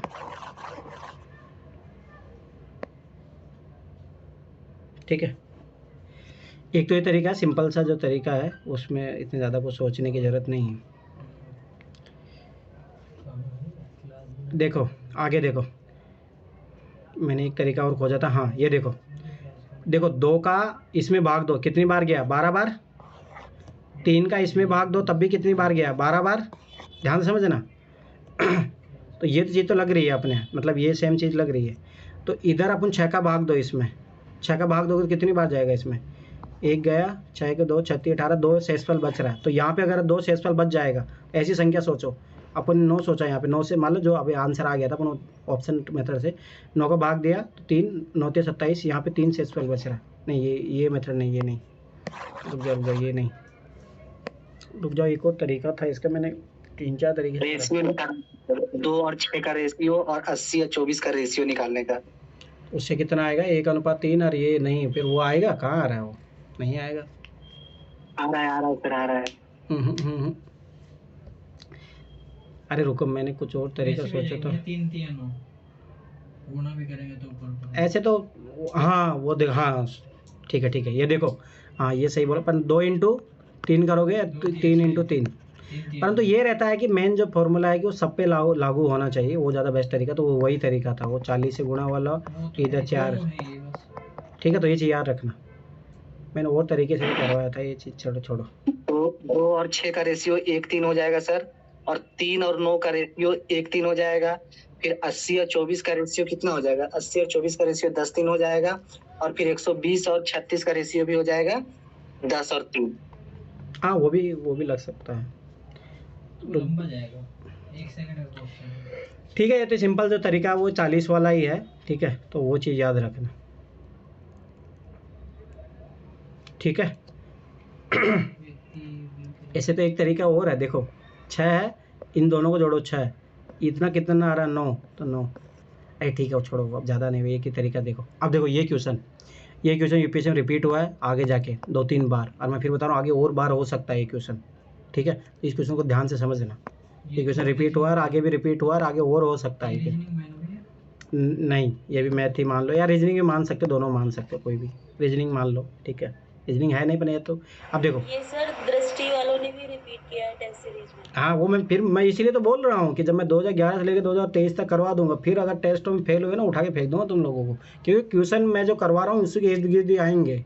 कोई सा भी पेपर कर लेना आप, CAPF CDS वो सारे क्वेश्चन बन जाएंगे, बस ये समझ लो इनको अच्छे तरीके से, मैं कैसे जो पैटर्न रिकॉग्नाइज कर रहा हूँ उसे समझना, ठीक है? आप देखो, एक व्यक्ति A से B तक हमेशा रेखाओं के साथ दाहिनी दिशा में, क्या तो दाएं चलेगा, ठीक है? ध्यान से समझना, अथवा नीचे की दिशा में बढ़ते हुए जाता है, क्या तो देखो ध्यान समझना, क्या तो ऐसे जाएगा या फिर ऐसे जाएगा, बस ये यही तरीका है। ये चीज़ याद रखना, उल्टा नहीं चलेगा वो, ऐसे नहीं जाएगा, राइट से जाएगा वो। बस ये चीज़ याद रखना। अब देखो इसमें करना क्या होता है, नोट देना होता है। आप इसमें नोट दे दो, ठीक है? जैसे 1 2 3 4 5 6 7 8 9, ठीक है? अब वो कितने मार्क्स मैं फिर बता रहा हूँ, बहुत अच्छा क्वेश्चन है, ये रिपीट होगा, ठीक है? ध्यान से देखना। अब देखो मेरे पास कौन कौन से ऑप्शन है, देखो सबसे पहले एक रास्ता, इसमें ना ये रूल होता है, ये रीजनिंग का क्वेश्चन मानो, रीजनिंग में एक पैटर्न रिकॉग्नाइज करता है, आप उसको फॉलो करो, ध्यान समझना। जैसे अगला वाला जो ट्राइंगल वाला उसमें भी ऐसा ही करेंगे अपन। अब ध्यान से देखना, इसमें गया, ठीक है? अब एक तरीका है, देखो एक पहला यहाँ से पहला एक मार्क मिल गया तो इसको लिख लो 1 2 3 6 9, समझ में आ गया? अब देखो अगला 1 2 5 6 9, तो 1 2 5 6 9, ठीक है। अब आगे देखो, इसी को चलते रहो जहाँ तक कंप्लीट नहीं होता तब तक देखो। 1 2 5 8 9, 1 2 5 8 9। ध्यान समझना, कभी गलती नहीं होगी ऐसे कोडिंग करके करोगे तो। अब देखो ये सारे ऑप्शन खत्म, इसमें अब क्योंकि पीछे अपन जा नहीं सकते तो वो अब और कोई ऑप्शन। अब इधर आ जाओ, 1 4 5 6 9, 1 4 5 6 9, ठीक है। आगे देखो 1 4 5 8 9, 1 4 5 8 9, ठीक है। आगे देखो एक, अब देखो इधर कोई ऑप्शन नहीं बचा अब। अभी 1 4 7 8 9, 1 4 7 8 9, कितने हुए? 1 2 3 4 5 6। कभी जीवन में गलत नहीं होगा, मैं फिर बता रहा हूँ। अद्भुत है सर, आपने ये बहुत अच्छा बताया। नहीं, बहुत कंफ्यूजन रहता है कि कहाँ से कहाँ हाँ नहीं तो यही तो करना है, यही कोडिंग वाला क्वेश्चन है, ये चीज़ हमेशा याद रखना। अद्भुत बताया सर, थैंक यू सर। देखो ये इसलिए तो बता रहा हूँ, मेथड बताऊंगा कभी जैसे जीवन अपना में वो लिखा क्वेश्चन। है ना अंदर में, मैं ऐसे लिख दिया था जिसमें अंदर, तो उसमें फंसता नहीं आदमी। वो गलत नहीं होगा कभी भी यार, एक बार में आंसर देखो। अब इसका भी ऐसे आएगा, इसमें भी यही काम करना, ध्यान से देखना। 1 2 3 4 5 6 7 8 9 10 11 12 13, ठीक है। अब ध्यान से देखो, ट्राइंगल पूछ रहा है, सबसे पहले सिंगल वाले कोड दो, सिंगल 1, सिंगल वाले कितने। अब मैं पहले बता रहा हूँ, देखो फालतू के फॉर्मूला की मेथड में मत पढ़ना, मैं पगला जाओगे। सिंपल तरीका वही अपनाओ। पर मैं इन क्वेश्चन में बताऊंगा कि ट्राई करना कि एग्जाम के आखिरी टाइम में करना, मत करना पहले ना, टाइम कंज्यूम कर जाएगा, मैं पहले बता रहा हूँ। तो ये क्वेश्चन मैं पहले बता रहा हूँ, ये क्वेश्चन जो है आखिरी में करना। ये आता है बार बार ना। 2018 में भी आया था, तो ये चीज़ याद रखना, करना तो आखिरी में करना, ठीक है। रिलैक्स माइंड से करोगे तभी इसका आंसर आएगा, ऐसे नहीं आएगा। तो सबसे पहले सिंगल वाले ट्राइंगल देखो, 1 2 3 4 5 6 7 8 9 10 11, ठीक है। आगे देखो डबल वाला कोई बन रहा है, डबल वाला देखो, 2 को लेके देखो, 1 3 9, ऐसे कोई बनेगा नहीं, क्योंकि सब ऐसे वो हो जाए, तो डबल वाले कभी बनेंगे नहीं। देख लो कोई भी डबल वाला लेके देखो, डबल वाला कोई भी नहीं बनेगा ट्राइंगल, डबल वाला कोई भी ट्राइंगल नहीं बनेगा, ठीक है। अब तुम 3 ट्राइंगल को लेके देखो, 3 ट्राइंगल वाले, अब देखो ध्यान से देखना, 3 ट्राइंगल लो और उससे ट्राइंगल बनाने का प्रयास करोगे तो ये देखो, एक बन गया ये वाला, तो ये लिख लो 6 9 और 13, एक ये बनेगा। अरे सॉरी ये गलती हो गया, अरे यहाँ पे छूट गया, तो ये रुक जाओ 12 13 14, ठीक है। तो सिंगल वाले 12 है, ठीक है। तो ये चीज़ यार गलती होगी, उसको छोड़ दिए। तो देखो सर, चलो मैं दोबारा बता देता हूँ, ध्यान से देखना। इस टाइप के क्वेश्चनों में क्या करना, सबसे पहले नंबरिंग दो, 1 2 3 4 5 6 7 8 9 10 11 12 13 14, ठीक है। ध्यान समझना। तो सबसे पहले सिंगल वाले, तो सिंगल वाले ट्राइंगल देखो ये रहे। सर हाँ बोलो। सर ये 13 और 14 वाला ट्रायंगल बन रहा है? नहीं नहीं वो नहीं नहीं बनेगा ना, बन रहा। तभी तो अपन 12 ले रहे हैं ना, 12 ही ले रहे हैं अपन। सिंगल वाले कितने हैं, ये तो नहीं है ना, ये तो देखो चतुर्भुज है, ये देखो चतुर्भुज है, ये तो 4 भुजा है इसमें, ये देखो ये भी चतुर्भुज है, तो ये नहीं ले रहे हैं ना अपन। तो फिर क्यों किया, फिर नंबरिंग क्यों दी सर? नंबरिंग इसलिए क्योंकि अपन जब मैं जैसे अभी वो 3 वाला काउंट कर रहा था ना, तो वो फिगर में जरूरी है ना, ताकि वो चीज़ें मिसिंग आउट ना हो। ठीक है। अब देखो सिंगल वाले ट्राइंगल देखो, 1 2 3 4 5 6 7 8 9 10 11 12, ये देखो 13 14 नहीं है, ये चतुर्भुज है, तो सिंगल वाले हो गए 12। अब देखो 2 को लेकर कहीं, देखो 2 को लोगे ना, कोई से भी 2 ले लो, वो नहीं बनेगा, क्योंकि 2 से है ना वो चतुर्भुज बन जा रहा है। किसी भी 2 को लेकर देख लो, देखो ये 2 को लिया, इन 2 को ले लो, किसी भी 2 को ले लो, तो वो त्रिभुज नहीं बनेगा, ठीक है।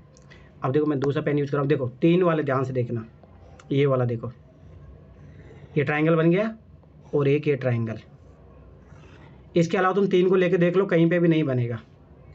तो S3 वाले 2 है, कौन कौन से है, 5 14 10 और एक है 9 12 और 13 वाला, ठीक है। तो ये कितने हो गए अपने 2, ठीक है। अब देखो अगला, अब 4 को लेके देखना है, ठीक है। 4 को आप देखो, ये देखो 4 को ये बनेगा एक, ध्यान से, चलो मैं दूसरा कोई पेन यूज़ करता हूँ, 4 वाला, ये देखो 1, ठीक है। आगे देखो, ये देखो उल्टा 2, ठीक है। ये देखो 3, ठीक है। चार वाले बने तो चार वाले लिखो एक बार। 1 2 3 4, ठीक है। फिर लिख अपने बनाया 7 10 11 12 नहीं और बनेंगे, अभी मैं इनको लिख रहा हूँ। फिर एक है अपना ये था एक, देखो 6 7 8 और 11, ठीक है। अब देखो चार वालों को और देखो चार वाले और बनेंगे अभी तो। सर 2 5 6 7। हाँ ये रहा, हाँ सही बोला, ये रहा, ये देखो ये रहा और एक ये बनेगा, ठीक है। तो ये बन गए 2 5 6 7 और एक बन गया 4 7 8 9, ये टोटल है 5 चार वाले, ठीक है। इसलिए बता रहा हूँ, देखो टाइम टेकिंग है, मैं पहले बता रहा हूँ, इसको आखिरी में करना है और आराम से करोगे तभी आएगा, ठीक है। अब अगला देखो 5 के बाद में देखो 6 वाला, 6 1 2 3 4 5 6, 6 से बन रहा है? नो, कभी नहीं, 6 से कभी नहीं बनेगा, तो S6 जो है वो 0 आएगा। 7 को देखो 1 2 3 4 5 6 7 को मिला के देखो 7 से भी नहीं बनेगा। 8 को देखो, 8 को लेके ट्राइंगल बनेगा 2, ठीक है। 8 को देखो ये वाला, नहीं ये नहीं बना, ये नहीं बना, रुक जाओ, अब रुक जाओ, इसको मैं एक बार हटा देता हूँ। 8 को लेके बनेंगे, ठीक है। तो अभी कितने हो गए अपने 12, ये 2 14 14 5 19। हाँ बोलो। सर हमने शायद ना S2 वाला जो काउंट किया है ना, इसमें S2 0 है, S2 0 है, S2 0 है, S2 को सर देखो ना, ये 5 14 और 10, 14 तो ट्रायंगल नहीं है ना, हाँ नहीं है ना, वो तो अपन कहाँ ले रहे हैं उसको। 2 ही बनेंगे ना, 2 बनेंगे मतलब 2 नंबर वाले में काउंट होगा ना 5 और अरे नहीं, वो अपने को एरिया लेना है, ये जो 3 वाला ही है ना, एरिया देखो ना 3 वाला है ये 3 में काउंट होगा, 2 में नहीं। 2 का मतलब तो ये होता है, ये दोनों बन के इसलिए बन रहा है, तभी तो नंबरिंग करते हैं ना अपन, यही तो बात है, ठीक है। तो देखो 5 से भी नहीं बनेगा, 6 से भी नहीं बनेगा और वो 7 से भी नहीं बनेगा डायरेक्ट। एक तो देखो ये वाला जो टोटल है ये पूरा है ही एक, ठीक है। इसके अलावा देखो 8 वाले देखो 2 बनेंगे, वो रुक जाओ, अभी मैं बता रहा हूँ, ध्यान से देखना। ये देखो, ठीक है। तो 1 2 3 4 5 6 7 8, सॉरी 9 वाले हैं, 9 वाला है, ठीक है। तो ये 9 वाला तो एक बना, 8 वाले बनेंगे, रुक जाओ। तो एक तो 9 वाला एक बनेगा, ठीक है, और एक तो कंप्लीट है ही, ये जो कंप्लीट वाला जो है, और इसके अलावा बनेगा एक, ये देखो ये कितने वाला है, हाँ ये देखो ये है 2, ये देखो ये कितने हो जाएंगे, 1 2 3 4 5 6 7 8, हाँ ये है 1 2 3 4 5 6 7 8, समझ में आ गया। तो 8 वाले 2 है, तो टोटल अपने कितने हो गए देखो। सिंगल वाले हैं 12, डबल वाला है नहीं, 3 वाला है 2, 4 वाले हैं 5, ठीक है। 6 वाला नहीं है, 7 वाला नहीं है, 8 वाले हैं 2, ठीक है। 9 वाला है 1 और एक पूरा जो कंप्लीट है 14 वाला, ठीक है। तो गिन लो 5, सॉरी यहाँ से 12 2 14 14 5 19 19 2 21 22 23 आंसर। तो मैं पहले बता रहा हूँ, देखो इसी पैटर्न से करना, सूत्र फार्मूला के तरीके मत पढ़ना, यूपीएससी कभी फार्मूला वाला पहली बात तो पूछती ही नहीं है वो। और मैं फिर 12 बता रहा हूँ, देखो मैं इन क्वेश्चनों को पहले बता रहा हूँ, इन क्वेश्चनों को कोई नहीं करेगा, आखिरी के 2-10 मिनट होंगे उसमें कर लेना, जब टाइम बचाओ। सारे क्वेश्चनों पे ट्राई मार चुके, मत करना, मैं पहले बता रहा हूँ। और मैं कुछ क्वेश्चन ऐसे बताऊँगा जिनको छोड़ ही देना है, जैसे चाहो तो इनको छोड़ने की लिस्ट में डाल सकते हो। हाँ टाइम कंज्यूमिंग है, दूसरा गलत होने की प्रोबेबिलिटी है। और मैं पहले बता रहा हूँ, इन क्वेश्चनों को साइड में हटा दो, क्योंकि अपने सीसेट पास करना, ना कि टॉप नहीं करना है। याद रखना, मैंने बहुत टॉपर देखे हैं जो 66.50 के बाद में प्रॉपर IAS बने हैं। इतने नंबर थे सीसेट में, ओनली फिक्स, कोई ज़रूरी नहीं है। भैया मैं आज जितने क्वेश्चन कर रहा हूँ ना, उसमें बहुत क्वेश्चन ऐसे भी है छोड़ के आगे निकल जाते हैं, हाँ वो भी बन जाएंगे। वही तो मैं बता रहा हूँ। तो ये चीज़ याद रखना। तो ये छोड़ने वाले, मैं फिर बता रहा हूँ, कुछ क्वेश्चन मैं बताऊँगा जो छोड़ने ही है, वो नहीं करने हैं, टाइम कंज्यूमिंग है। ये फॉर्मूला से नहीं बनाना है सर। नो बनेगा ही नहीं, यूपीएससी फॉर्मूला भेज देती ही नहीं है, फिर फंसोगे तुम, गलतियाँ करोगे।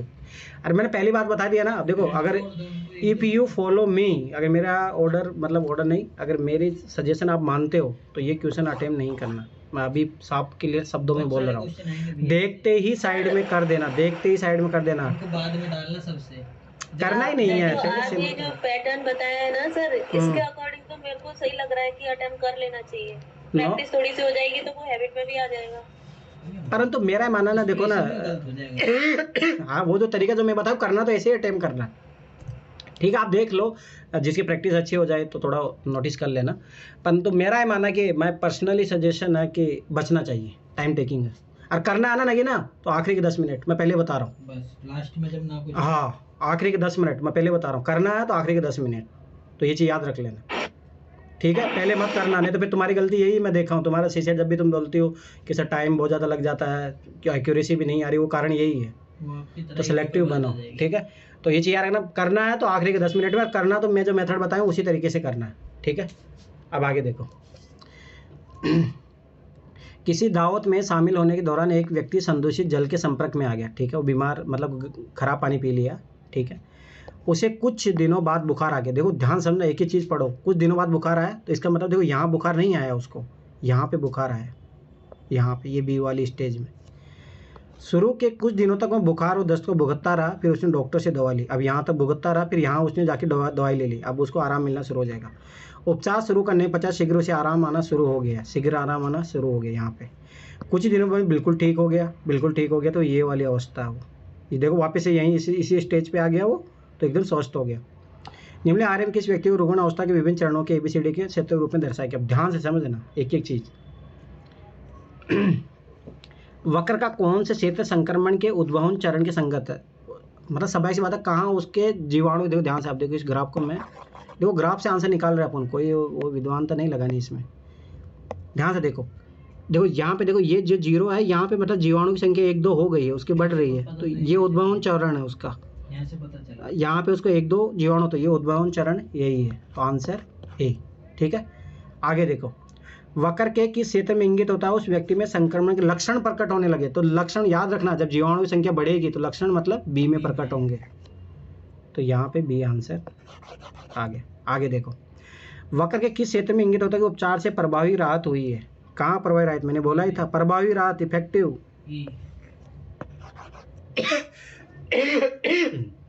ठीक है, समझ में आ गया। अगला देखो, ये क्वेश्चन जो है, आप देखो ये सब है ना, ये ग्राफ रीडिंग वाले सब मैथ के क्वेश्चन है, ये रीजनिंग के क्वेश्चन मत मान लेना, ये मैथ के क्वेश्चन है सब। ये देखो, ये क्वेश्चन है 3 बार रिपीट हो चुका, 3 बार। एक बार आया 2020-21 में, फिर अभी 2022 में आया, मतलब ये 3 बार आ चुका है, सोच लो 3 बार यही क्वेश्चन, सेम क्वेश्चन 3 बार आया, 3 बार। सर ये क्वेश्चन है ना, टेस्ट सीरीज में दृष्टि वालों ने भी दिया है, उन्होंने एक और इसमें ऐड करके दिया है। अरे वो उन्होंने ऐसे करके पूछा था। 2022 का क्वेश्चन है वो, 2022 वाला। हाँ सेम क्वेश्चन है ये। सर उसमें शायद टाइम पूछ रहा है कि ए से जाए शायद जे से के तक पहुंचने के लिए कितना टाइम लगेगा, और फिट में निकलवा रहा है आंसर। 2022 मुझे जितना याद आ रहा है, को रख के चल रहा है। फीट में निकलवा रहा है कि कितने फीट लंबा रास्ता है या कितने टाइम में निकलेगा। तो ठीक है, कोई नहीं, पर मैं फिर बता रहा हूँ, ये देखना आप उसे। ये 3 बार ये क्वेश्चन आया, 3 बार। अब मैं पहले बता रहा हूँ, इसलिए बार बता रहा हूँ, 2011 से जो है ये पेपर रिपीट होंगे, मैं फिर बता रहा हूँ, ठीक है, ध्यान समझना। अब देखो, ऐसी क्वेश्चन मैं फिर बता रहा हूँ, जो बोलते जा रहे हैं ऐसे बनाते जाओ। शहर A से B तक जाने के लिए 4 रास्ते हैं, ठीक है भाई, A से B तक 4 रास्ते बना लिए अपन ने, ये 4 रास्ते बना लिए। B से C तक जाने के लिए 6 रास्ते हैं, ये सेम क्वेश्चन आया, सेम 2 बार रिपीट हो चुका। आगे देख लो, ये 6 रास्ते हैं, 3, 4, 5 और ये 6, ध्यान से देखना। तो शहर A से C तक जाने के लिए कितने रास्ते संभव है। अब देखो ध्यान से देखना, मैं कैसे करूँगा इस क्वेश्चन को, ज़्यादा बड़ा हो रहा है कि, ठीक है, 1, 2, ये 3, ये 4 रास्ते हैं, इधर 1, 2, 3, 4, 5, 6। अब ध्यान से देखो, मान लो मुझे जाना है, मैं गया पहले A रास्ता से गया, अब मैं यहाँ पे आया मोड़ पे, तो मेरे पास 6 रास्ते हैं। अब मेरे पास 6 ऑप्शन है, तो मैं 1 से भी जा सकता हूँ, मतलब एक कॉम्बिनेशन 1 वाला भी बन जाएगा, 1-1-2 वाला भी बन जाएगा, ऐसे करके ये 6 कॉम्बिनेशन बन जाएंगे। तो जब 1 के लिए 6 कॉम्बिनेशन बन रहा है तो 4 के लिए कितना बनेगा, 4 × 6, कितना आंसर आ गया, 24 आंसर। यही सेम क्वेश्चन आया है, बस उसने अब की बार बताऊँ क्या किया, एक रास्ता ये और जोड़ दिया ऐसे करके, A से C तक। यही सेम क्वेश्चन है, यही सेम क्वेश्चन है, उसका आंसर भी यही आएगा। सर मैंने ना दृष्टि वाला आपको भेजा है, एक बार देख के बताना। ऐसे निकालना था।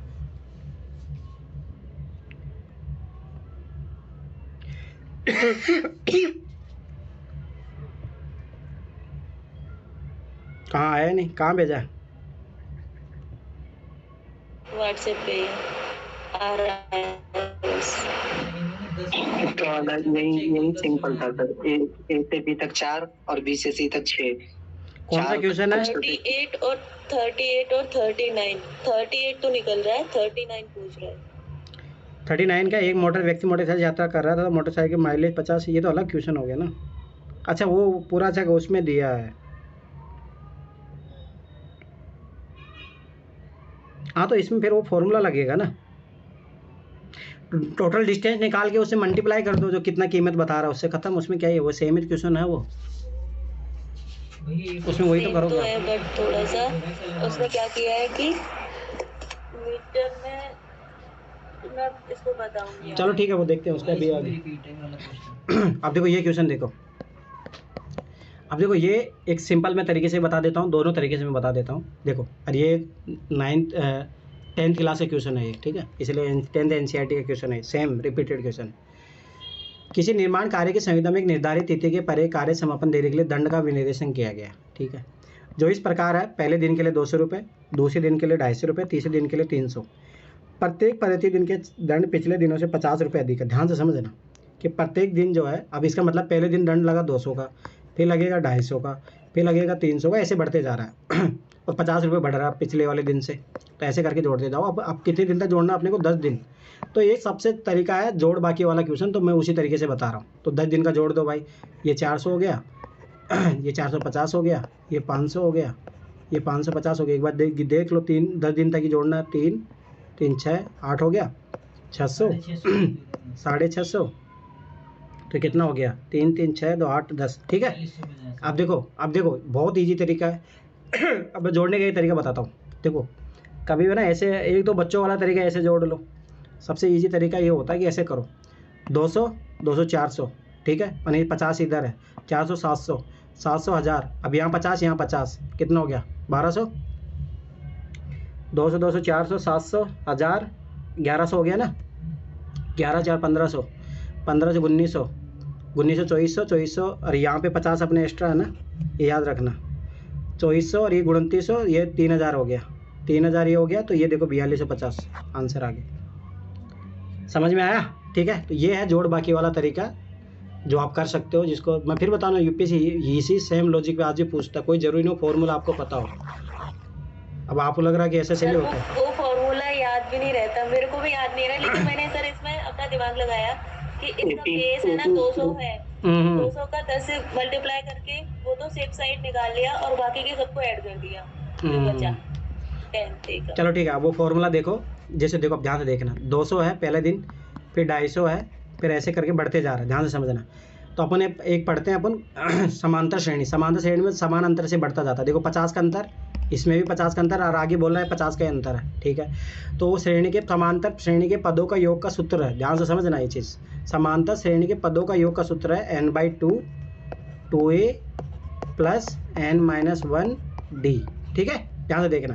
तो n होता है पदों की संख्या, कितने पद है? 10 दिनों तक जोड़ना है तो 10/2, ठीक है। 2 a का मतलब होता है प्रथम पद, प्रथम 200 रुपये, ठीक है। n का मतलब तो 10 था ही, तो 10 - 1 करोगे तो 9 आ जाएगा। d मतलब सारो अंतर होता है, कितने का अंतर है? 50 का, तो यहाँ पे दिया भी है 50 का, तो 50 मल्टीप्लाई करो, ये गया 5 बार, ठीक है। ये 2 2 400 हो गया, 9 × 5 = 45, 450, ये 850 हो गया। 850 को अगर आप जब 5 से गुणा करोगे, 5 × 25 2 5 × 8 40 42 50 आंसर आ गया, ठीक है। ठीक है, तो वो याद रखना, मैं दोनों तरीके बता दिया, ठीक है। तो ये चीज़ याद रखना, ठीक है। चलो अब आगे बढ़ते हैं। अब देखो ये क्वेश्चन जो है साइंस का क्वेश्चन है, बेसिक साइंस का क्वेश्चन, मैंने NCERT में बताया भी था ये चीज़। अब देखो ऊपर दी गई आकृति में OP1 OP2 दो समतल दर्पण है जो एक दूसरे के अनुलंब पर स्थित है। मतलब अनुलंब का मतलब होता है 90 डिग्री पर स्थित है, ठीक है। ध्यान से समझना। OP1 पर दर्पण पड़ने वाले प्रकाश पुंज की दिशा S है। ये मान लो कि ऐसे आके यहाँ पे टकराया, ठीक है। ऐसे में OP2 दर्पण से परावर्तित प्रकाश पुंज की दिशा क्या होगी? अब देखो ध्यान से समझना। वो बोला कि OP2 से, अब देखो यहाँ पे कोई ये आई है, अब ध्यान, चलो ठीक है, अपन ऑप्शन देखते हैं। ये बोला S दिशा के अनुलंब होगी, ये बोला कि S दिशा ने इसके 90 डिग्री चली जाएगी।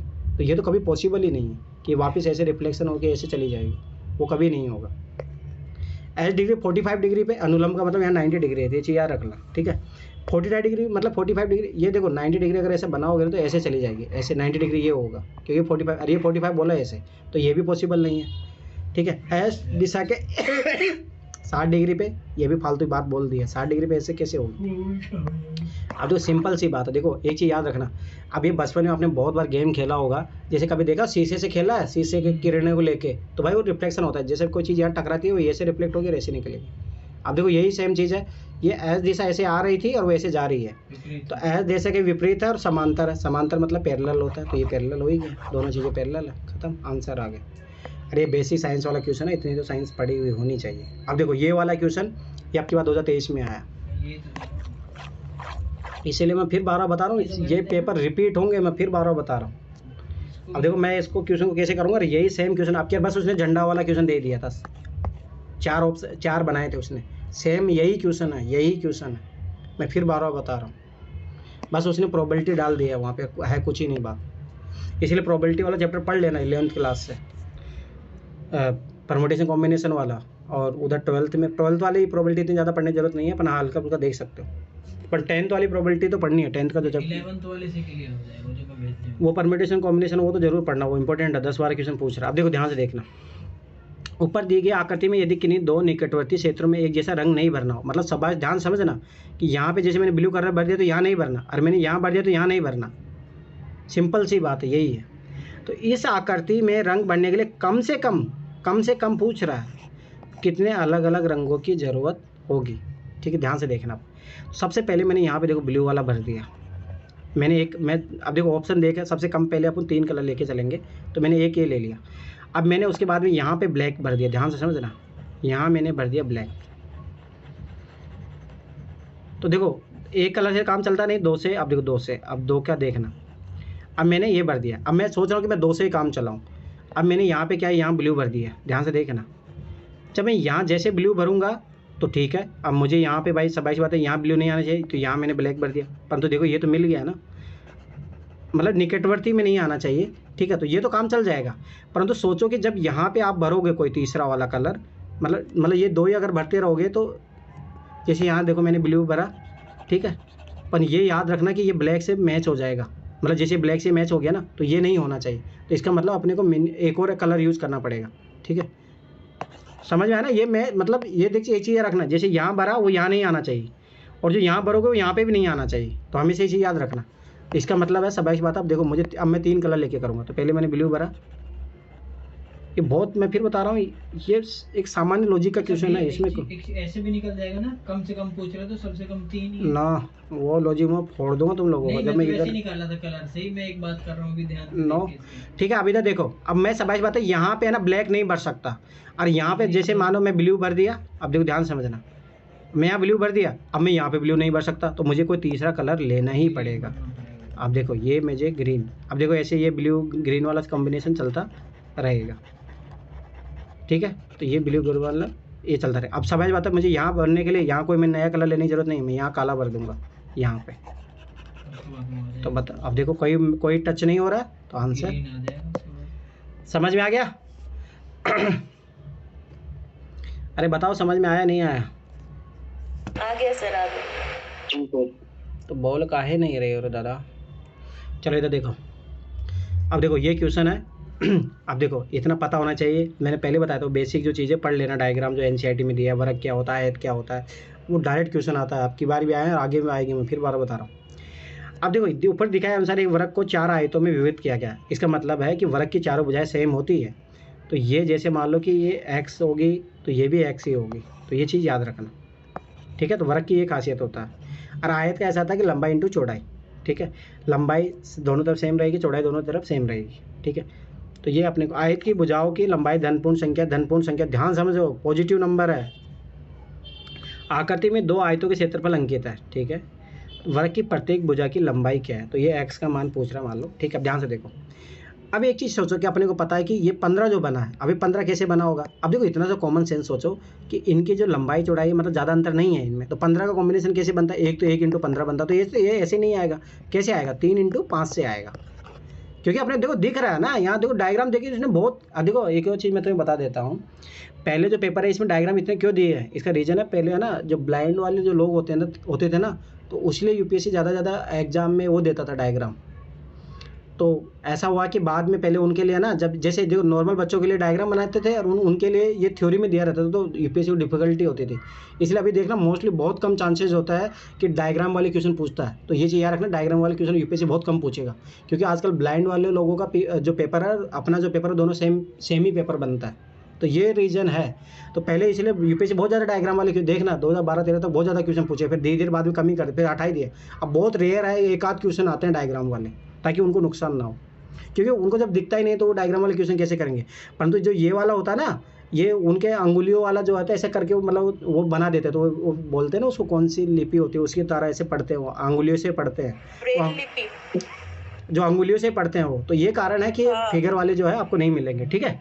तो ये 3 × 5 मिल गया, तो अपने को पता लग गया कि स्वाभाविक सी बात है, ये 5 है तो ये 5 है, ये 3 है तो ये 3 है, ठीक है। अभी देखो 48 भी वैसे हो जाएगा, ये 6 होगा, ये 8 होगा, तो अपने को पता लग रहा है ज़्यादा बड़ा ये है, तो ये 8 हो गया, ठीक है। ये 6 होगा, हो जाएगा ना, 3 3 6 और 5 5 10। अरे कहाँ 16 हो जाएगा, देखो ना इधर, ठीक है, ध्यान समझो।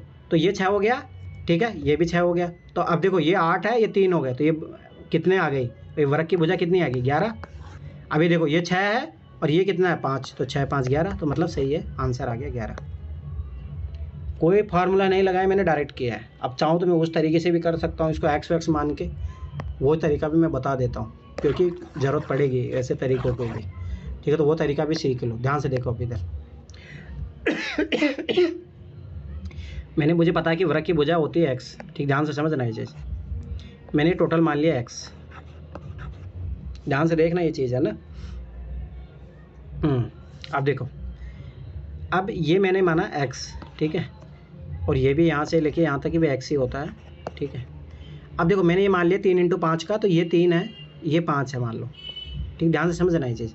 तो 3 है 5 है, तो इसका मतलब अब इसमें से 5 करना कम पड़ेगा, तो ये कितना हो जाएगा, x - 5, क्योंकि ये जब ये 5 है तो ये पूरा x था, तो x में से घटाओगे तभी तो x - 5 आएगा।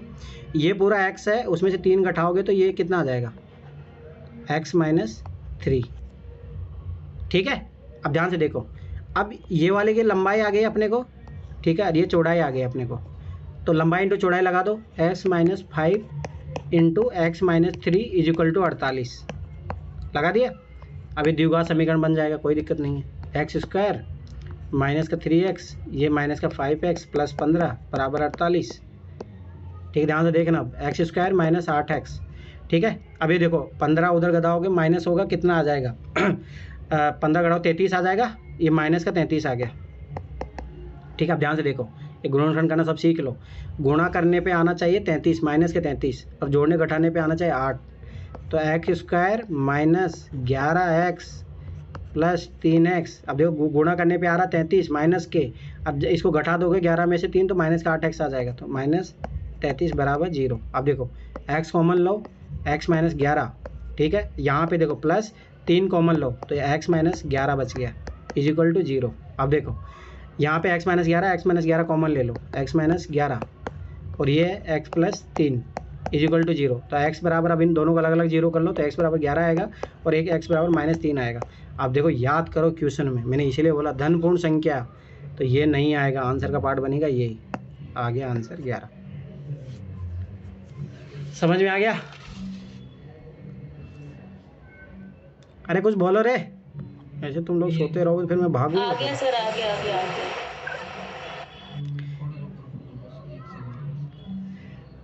मुझे तो पहले वाला नहीं समझ आया।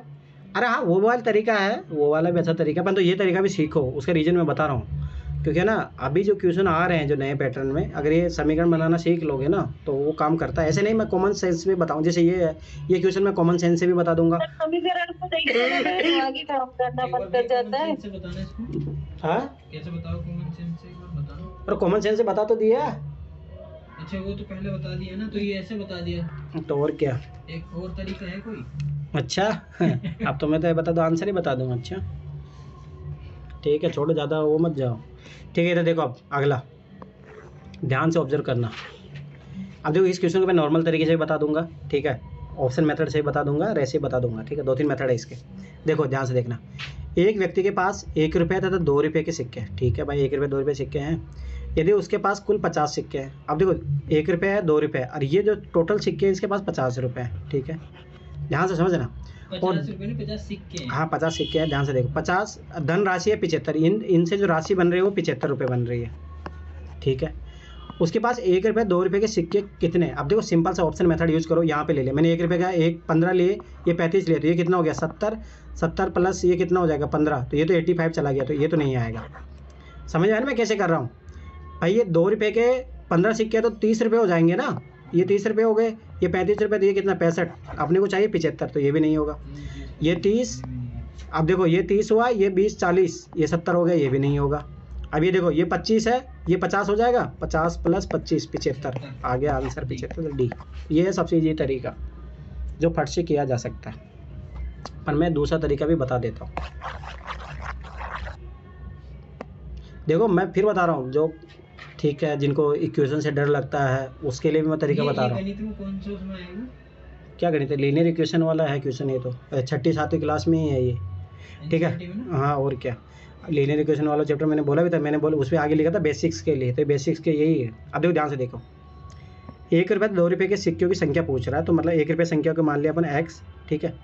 ये माना मैंने 2x, ध्यान से समझना, क्योंकि जब 1 रुपये में मतलब 2 रुपये में कितने 1 रुपये होते हैं, 2 रुपये होते हैं ना, तो बस ठीक है। अब ध्यान से देखो, इनके अपने को संख्या पूछ रहा है और ये जो है जो टोटल सिक्कों की संख्या है इन दोनों को मिला के वो कितना है 50 है, ठीक है।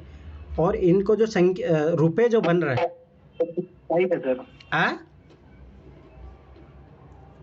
हाँ सिक्कों की कुल सिक्के 50 है, सही सर, ठीक है। तो सिक्के जो हो जाएंगे 50, तो यहाँ पे उसको अपन x से यूज करेंगे, ठीक है, x, क्योंकि सिक्कों की संख्या तो 50 है ना, तो 2x ये संख्या उसमें आएगा, 75 रुपये में आएगा ना, रुपये बनेंगे ना, ये 2 रुपये बनेंगे ना, एक मतलब 2 रुपये में 1 रुपये कितने हैं 2 रुपये है ना, तो ये बनेगा। इधर सिक्कों की संख्या तो चाहो तो इसको y ले लो, अलग अलग ले लो, y ले लो, y ले लो, ठीक है। और यहाँ पे जो है इसको देखो, ये 2 जैसे देखो, सुनो नहीं रुक जाओ, मैं ऐसे कंफ्यूज हो जाओगे तुम लोग। इसको मानो x रुपये, ठीक है, इसको मानो y, ध्यान से समझ रहा है। तो x प्लस y के मिला के कितने टोटल सिक्के हैं 50, मतलब 1 रुपये वाले सिक्के अपने को पता नहीं कितने हैं, परंतु टोटल सिक्कों की संख्या पता है। अब इनसे पैसे जो बनने वाले हैं, x प्लस y से जो पैसे बनने वाले हैं वो कितने हैं 75 है।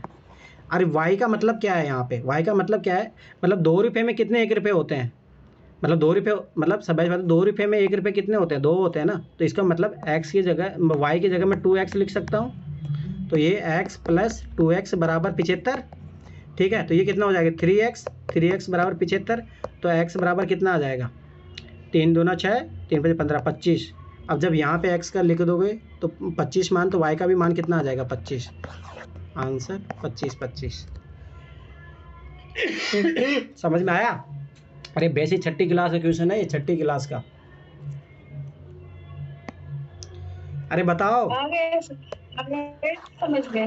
हाँ फोड़ूंगा जब गलत हुए ना क्वेश्चन, तब बताऊंगा तुम लोगों को सही हो रहा है। अब देखो ये है एलसीएम का क्वेश्चन, ठीक है, ध्यान से समझना।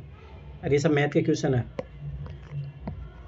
इतना तो पता ही होगा। मैथ जिसमें कॉमन सेंस लगता है, जिसमें पेन चलाने की जरूरत नहीं पड़ती, रीजनिंग है जिसमें पेन चलाना पड़ रहा है, सॉल्यूशन करना पड़ रहा है, मैथ है, ठीक है भाई। देखो 3 व्यक्ति एक साथ टहलना प्रारंभ करते हैं। मैं फिर बता रहा हूँ, ये रिपीटेड क्वेश्चन है, 3-4 बार आ चुका है क्वेश्चन, सेम लॉजिक पे, अब की बार भी आया था। वो ट्रैफिक लाइट वाला वो यही क्वेश्चन है, एलसीएम वाला ही क्वेश्चन था वो।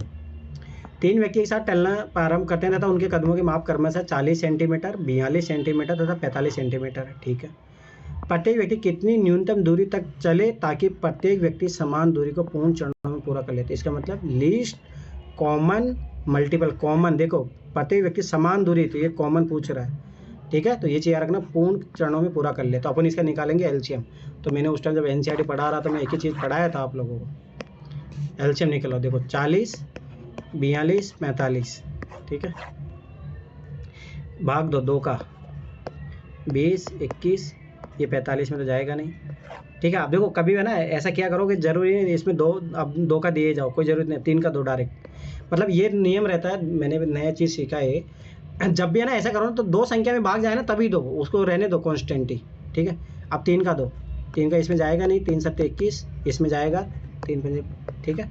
फिर अब देखो अब इसमें किसी का नहीं जा रहा, ठीक है, डायरेक्ट गुणा कर दो। अब देखो कोई भी ऐसी कॉमन संख्या नहीं है जिसमें तीनों का मतलब 2 में जाए। सर 5 से।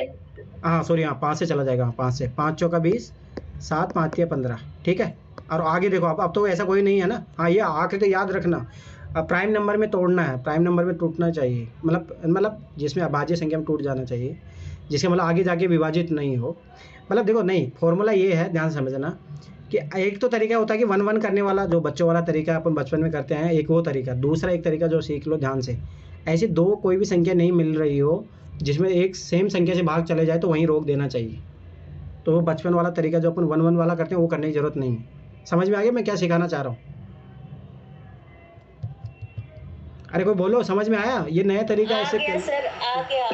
इसमें ऐसा है कि सर अगर हम 2 का एक 4 का भी करेंगे ना तो वो 4 ही रहेगा। हाँ वही याद रखना, मतलब दो संख्या में भाग जाना चाहिए, बस ये चीज़ याद रखना, ठीक है। दो, अब देखो अब गुणा कर लो, 2 3 6, 6 5 30, 30 × 4 120, 120 × 21, 120 × 21 करोगे 12 से कर लो, 0 0 12 1 12, ठीक है। 12 1 12 के एक हासिल, 12 2 24 25, 25 20, याद रखना है सेंटीमीटर में आया। अब देखो एनसीईआरटी में एक ही चीज़ बताया, सेंटीमीटर को मीटर में चेंज करना। अब देखो 25 20 है तो मतलब इसको ऐसे लिख सकते हैं, 2500 + 20 लिख सकते हैं। तो ये अब देखो 100 से डिवाइड कर लो, 100 से डिवाइड कर लो तो मीटर में चेंज हो जाएगा। तो ये 25 मीटर + 20 सेंटीमीटर किस में है? आंसर ये आ गया। कितना ईजी क्वेश्चन है, ये चीज़ याद रख लो। अरे ये एनसीईआरटी का है, मैं फिर बार बता रहा हूँ, एनसीईआरटी इज़ वेरी इंपॉर्टेंट। देखो कोचिंग वाले बेवकूफ़ बना रहे हैं, केट के क्वेश्चन ये फलाना दिखाना, मैं लिख के दे रहा हूँ, गारंटी सारे के सारे क्वेश्चन इसके एनसीईआरटी के। अगर आपने अच्छे से एनालाइज किया है तो एनसीईआरटी को अच्छे से पढ़ा है, नहीं पढ़ोगे तो फिर वो लगेगा केट के क्वेश्चन पूछ रहा कुछ भी, अपन यूपीएससी पूछता वही एनसीईआरटी के क्वेश्चन, ठीक है। अब आगे देखो, यदि एक समान गति से, देखो ध्यान से समझना, एक समान गति से मतलब टाइम जो यहाँ पे एक समान गति, मतलब स्पीड जो है कांस्टेंट है, यहाँ पे स्पीड का ज़्यादा मतलब नहीं रहेगा, मतलब समय बराबर दूरी बटा चाल वाला, याद रखो ये चीज़, दूरी बटा चाल। तो चाल कांस्टेंट है तो कांस्टेंट का मतलब नहीं रहता, जब दो अनुपात निकालते तो कट जाएगा, कैंसिल आउट हो जाएगा, तो ये चीज़ याद रखना। चलने पर एक बस 4 घंटे में 160 किलोमीटर दूरी करती है। 4 घंटे में, देखो ध्यान से रखना, 4 हावर में वो दूरी करती है 160 किलोमीटर, तो 1 हावर में कितना करेगी? एक हावर में पूछ रहा है अपने को ना, तो 1 हावर का भाग दे दो, 160 में करोगे तो कितना, 4 का भाग दोगे तो कितना होगा? 40, ठीक, 40 किलोमीटर आ गया। अगला देखो, एक रेलगाड़ी 5 घंटे में 320, तो 5 घंटे में 320, तो 1 घंटे में कितनी जाएगी? तो 320 में 5 का भाग दे दो, 5 का 30, ठीक है, 64 आ गया। दोनों का रेशियो पूछ रहे हैं, हमें से देख लेना सीक्वेंस, तो अपने को सीक्वेंस पूछ रहा बस में, बस का कितना है 40, इसका कितना है 64, अब भाग दे लो, 8 पंजे 40, 8 घंटे 64, आ गया आंसर। अरे कि थोड़ा ना ये नोटिस करो, मैं ये चीज़ नोटिस करवाते चलता हूँ, यूपीएससी ना ये चीज़ खेलता है, देखो यही सेम चीज़, तो आंसर इन दोनों में से आएगा, ये चीज़ देख लो, 8 5 5 8, तो 2 ऑप्शन आप एलिमिनेट कर सकते हो, ये चीज़ थोड़ा नोटिस करना, ये रहता है ये चीज़ भी, ठीक है। जो सिमिलर ऊपर नीचे, अरे देखो ना उल्टा किया ना, तो ये करता है इस टाइप से, समझ में आ गया? आ गया। अब अगला देखो, इसको मैं 2 तरीके से बताऊंगा इस क्वेश्चन को भी, अब मैं फिर बता रहा हूँ, ये फिर आएगा ये क्वेश्चन। किसी कक्षा में विद्यार्थियों की संख्या 100 है, ठीक है, तो मैं एक तरीका सिखा देता हूँ, एक तो फॉर्मूला वाला तरीका है, तो फॉर्मूला लिख लो, n A union B n A plus n B minus n intersection B, ठीक है। तो ये फॉर्मूले से करवा रहा हूँ, पहला तरीका ये होता है, टोटल विद्यार्थियों की संख्या जो होती है वो, ठीक है, ये कितने इंटरसेक्शन करते हैं वो, और ये ए में कितने थे, बी में कितने थे, ठीक है। किसी कक्षा में विद्यार्थियों की संख्या 100 है, ठीक है, 60% विद्यार्थी क्रिकेट खेलते हैं, मतलब ए वाले हैं तो 60%, ध्यान समझना, ठीक है। 30% विद्यार्थी फुटबॉल खेलते हैं, ठीक है, 30% ये आगे, ठीक है। 10% विद्यार्थी दोनों खेल खेलते हैं, ठीक है, दोनों खेल खेलते हैं मतलब ये इंटरसेक्शन वाला, तो ये माइनस का 10%। तो ऐसे विद्यार्थी संख्या जब ना तो क्रिकेट खेलते नहीं फुटबॉल खेलते, मतलब इसका मतलब है ये जो मान आएगा उसमें से जो टोटल है उसमें से घटाना पड़ता है, इसको बोलते हैं बार, अगर आप पढ़ोगे तो ये एनसीईआरटी में दिया हुआ, ठीक है। तो पहले अपनी निकाल लेते हैं, कितना है 60 30 90, 90 में 10 घटाओगे तो 80 आ गया ये, तो 80 तो वो है जो कुछ ना कुछ खेलते हैं, पर ये पूछ रहा है कि 100 में से ऐसे कौन से विद्यार्थी जो कुछ भी नहीं खेलते हैं, तो 100 में से 80 घटा तो 20, आ गया आंसर, सिंपल सा लॉजिक है, ठीक है। अब एक तरीका तो ये है जो फॉर्मूला के तहत मैं तुम लोगों को बता दी। अब मैं एक डायग्राम के तहत बताता हूँ, ध्यान से समझना है इसे। डायग्राम के तहत बताता हूँ। देखो ये है जो टोटल बच्चे हैं, 100 बच्चे हैं अपने, ठीक है, 100 बच्चे हैं जो पार्टिसिपेट कर रहे हैं, जो भी है। इसमें 60 विद्यार्थी क्रिकेट खेलते हैं, क्रिकेट खेलता है, सिर्फ नहीं बोला है क्रिकेट खेलते, तो ये क्रिकेट खेलने वाले ले लिए अपन ने। फिर बोला 30% विद्यार्थी फुटबॉल खेलते हैं, ये फुटबॉल खेलने वाले अपन ने ले लिए। इंटरसेक्शन इसलिए बनाया कि 10 विद्यार्थी दोनों खेल खेलते, तो ये 10% है जो दोनों खेल रहा है, ठीक, ध्यान समझना। ये है 60% जो क्रिकेट खेलते हैं, ठीक है, और ये 30% विद्यार्थी जो फुटबॉल खेलते हैं, ध्यान से समझना। अब ये पूछ रहा है कि जो ऐसे विद्यार्थी संख्या जो ना तो क्रिकेट खेलते हैं, मतलब ये बाहर वाला एरिया पूछ रहा है, ये वाला, ठीक है। तो समझ बात है, टोटल 100 है, 100 में से अगर ये जितना भी आएगा वो घटा देंगे तो आंसर आ जाएगा। अब देखो ध्यान से देखो, एक तरीका होता है कि आप इनको जोड़ दो, 60 को जोड़ दो, ठीक है, 30 को जोड़ दो, 10 को जोड़ दो, ठीक, ध्यान से समझना। 0 0 0 0 6 3 9 9 1 10। अब देखो ये अपने तो इतने को पता चला कि कोई चीज़ 2 बार जुड़ गई। अब देखो 2 बार क्या जुड़ी है, एक देखो ये जुड़ा, ठीक है, और यही एक बार ये जुड़ गया है। अपन जोड़ना अपने को एक ही बार है, तो एक तरीका तो ये था अलग अलग इनको घटा रही है, एक बार इसमें से घटा दो, ठीक है। तो इसमें से अब 10 घटाओगे, 10 इसमें से 50 रह गए। अरे रुको 10 जोड़ना के बजाय 10 घटाना पड़ेगा, हाँ, क्योंकि 10 10 दोनों में शामिल है ना। हाँ वही तो बता रहा हूँ ना। तो इसमें से जैसे मान लो कि देखो ये इसमें भी जुड़ गया है और इसमें भी जुड़ गया है, ठीक है। तो एक तरीका तो है कि इसमें से देखो, एक तरीका देखो सुनो, यहाँ पे ऐसा करना होता है कि इसमें से घटा दो, 60 में से 10 घटाओगे तो ये कितना आ जाएगा। ओनली जो क्रिकेट खेलने वाले होते हैं 50 आ जाएंगे, ओनली जो फुटबॉल खेलने वाले हैं 20 आ जाएंगे, ठीक है। अब 10% वो लोग आ जाएंगे जो दोनों खेलते हैं, तो 50 20 और 10, तो ये कितने आ गए, 80 आ गया। और ये टोटल कितने हैं, 100 में से 80 घटा दो तो 20 आ जाएंगे। तो ये है डायग्राम के थ्रू। अब इस टॉपिक में ना क्वेश्चन 3 से पूछ रहा है, कोई दिक्कत नहीं है, 3 वाले 3 का भी यही सेम चीज़ है। फॉर्मूला देखो आपने सर याद हो ना एक बार ABC करके PQR करके समझाया था। हाँ वो तरीका भी है, पर वो ये तो सिंपल वाला तरीका है, इसलिए कोई ज़रूरत नहीं थी इसमें। अब देखो सुनो, ये जो है 3 वाले का फॉर्मूला लिख लो, NA NB प्लस NC, फिर N A intersection B, N A intersection C और N A intersection B intersection C plus N A intersection B intersection C। ये फॉर्मूला है इसका, ठीक है। और इसका जैसे वो डायग्राम बनता है वो ऐसे बनता है, उसमें क्या है वही सेम है क्वेश्चन, समझ में आ गया। तो अपन जैसे मान लो एन, पहले इन तीनों को जोड़ लिए, फिर इनमें से देखो ये घटा रहे हैं, ये वाला घटा दिया अपन ने, ये वाला भी घटा दिया, ये वाला घटा दिया, तो ये सब घट जाते हैं, तो फिर इसलिए इसको जोड़ना पड़ता है, इसलिए आखिर में जोड़ना पड़ता है। तो वही सेम चीज़ है, ठीक है। तो ये चीज़ याद रखना। वो तो इसमें फॉर्मूला वाला लिस्ट भेजा तो था ही आपको। अब देखो अगला मेन तो बात है, ये इसको डायग्राम से बनाओगे ज़्यादा अच्छा रहेगा। एक बार मैं भी बताऊं, मैं फोटो खींच के भेज दूंगा, ये फोटो खींच के भेज दूंगा, ठीक है। अब आगे देखो, एक गांव की जनसंख्या है, ध्यान से समझना, ये क्वेश्चन बहुत अच्छा है, इसमें है ना बेसिक एनसीईआरटी का नॉलेज लगा है, और ये जाके देखना एनसीईआरटी में दिया है, 6ठी क्लास की एनसीईआरटी में दिया है, मिलीमीटर को जब चेंज करते तब क्या होता है। अब देखो ध्यान से देखना, एक गांव की जनसंख्या 4000 है, जिसके लिए प्रति व्यक्ति प्रतिदिन 150 जल लीटर की आवश्यकता होती है। ध्यान से सोचो, प्रति व्यक्ति 150 लीटर, तो 4000 के लिए 4000 इंटू मल्टीप्लाई इतना लीटर जल चाहिए अपने को डेली का, ठीक है। अभी क्या पूछ रहा है, इसके पास एक पानी की टंकी है जिसकी माप है इतनी। अब देखो ध्यान समझना, ये पानी की टंकी है, ये भरी हुई है, और डेली अपने को इतना लीटर चाहिए। तो अब ये पूछ रहा है कितने दिन चलेगी, कितने दिनों में समाप्त हो जाएगा। इसका मतलब है अपने को इसमें भाग देना है, इसके नीचे कर लेते हैं, ध्यान से देखना। तो अपन वही बचपन में जो करते थे, तो 20 इंटू 15 इंटू 6 इंटू ये मीटर क्यूब हो जाएगा, ठीक है, क्योंकि 3 बार एम है तो एम से गुणा होगा। अब इसमें अपन भाग देंगे 4000 इंटू 150, ठीक है। अब देखो मीटर क्यूब है, तो मीटर क्यूब को लीटर में चेंज करने का एनसीईआरटी में दिया है, 1000 से गुणा कर दो। अब यही बेसिक चीज़ें हैं, मैं फिर बार बार बता रहा हूँ, ये बेसिक चीज़ें क्लियर एनसीईआरटी से होगी। 3 का 3 जीरो कट गया, 4 ये 4 पंजे 20, 5 तिया 15, 30 जीरो, 15 दूना 30, 2 और ये 2 से कट गया इधर 3 दिन आंसर आ गया। बस इसमें जो फंसे होंगे ना वो यहाँ मिलीलीटर क्यूब को जब चेंज करते हैं लीटर में, तो याद रखना 1000, यही चीज़ समझने वाली थी। अगर मिलीलीटर स्क्वायर होता तो वो याद रखना 100, अगर मीटर है मिलीलीटर है तो उसको चेंज करना तो वो आ जाएगा 10। तो यही मेन चीज़ थी इसमें, बस और कुछ भी नहीं था। समझ में आया वो? आ गया। 1000 से गुना करते मालूम है सर, क्योंकि ये घन हो जाता है, लंबाई गुना चौड़ाई गुना ऊंचाई, वॉल्यूम हो इसीलिए जाता, 1000। वॉल्यूम आयतन बनता तो आयतन किस में बनेगा? भाई कल तो टाइम चेंज कर रहा ना क्लास। अभी नहीं, 2 दिन रुक जाओ। चलो ठीक है। 10 कब ईद कब की? ईद की छुट्टी रखे?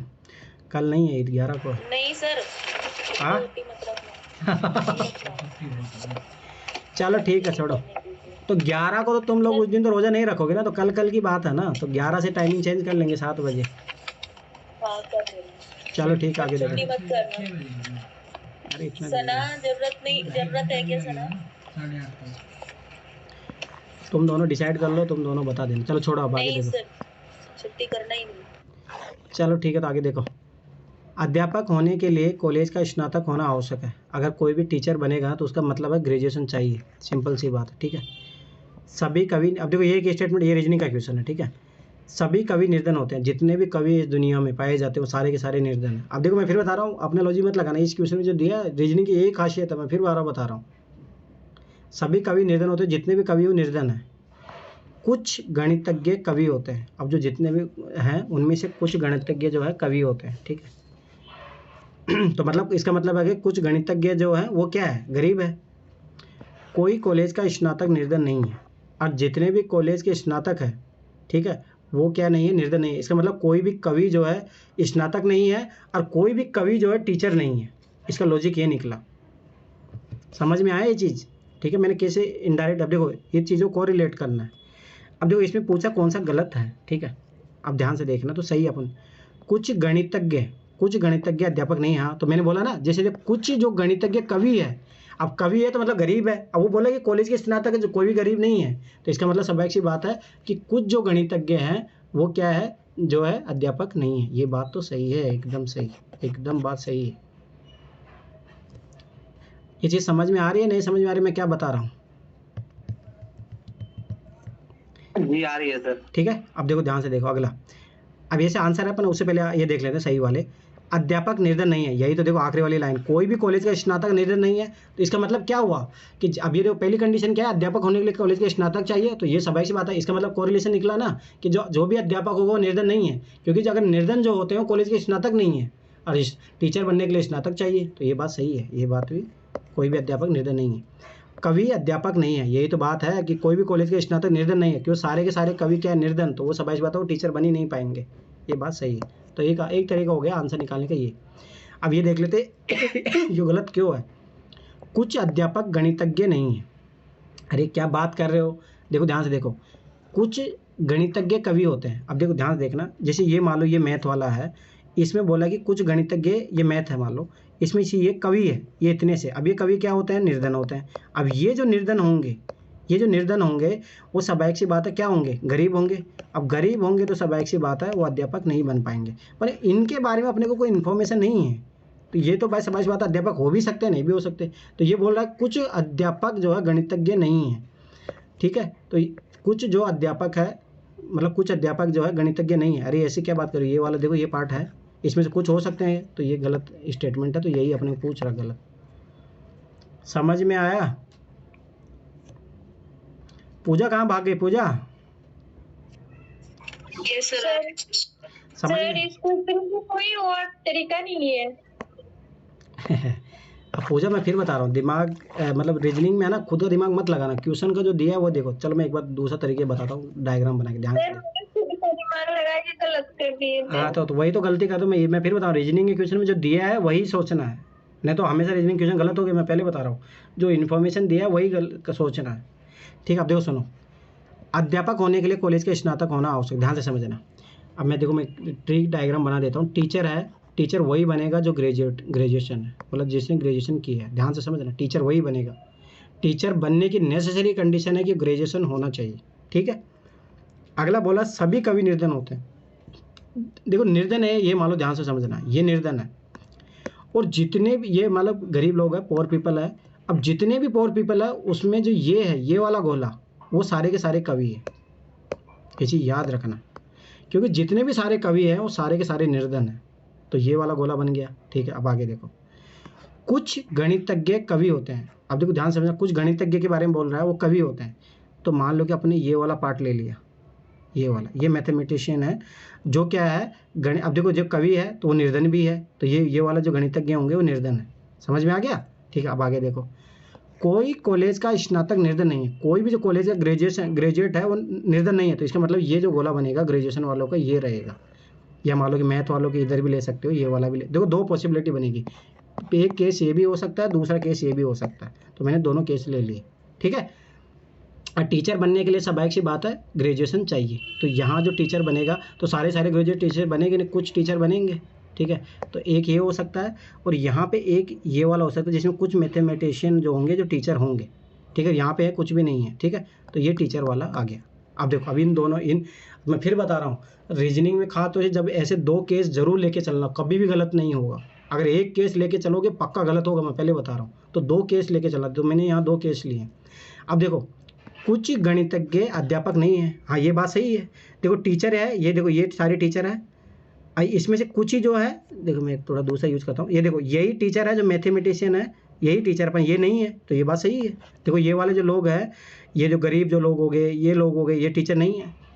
ये वाला पार्ट देखो ना, ये वाला पार्ट, ये वाला टीचर नहीं है ना, टीचर के लिए यही है, ये वाला पार्ट। तो ये बात तो सही है, ठीक है। आगे देखो, अध्यापक निर्धन नहीं है। अब देखो इस वाले केस में देखो, इस वाले केस में देखो टीचर यही रहे, निर्धन लोग कहाँ पे, यहाँ पे देखो ये रहे। तो ये वाला भी बात सही है।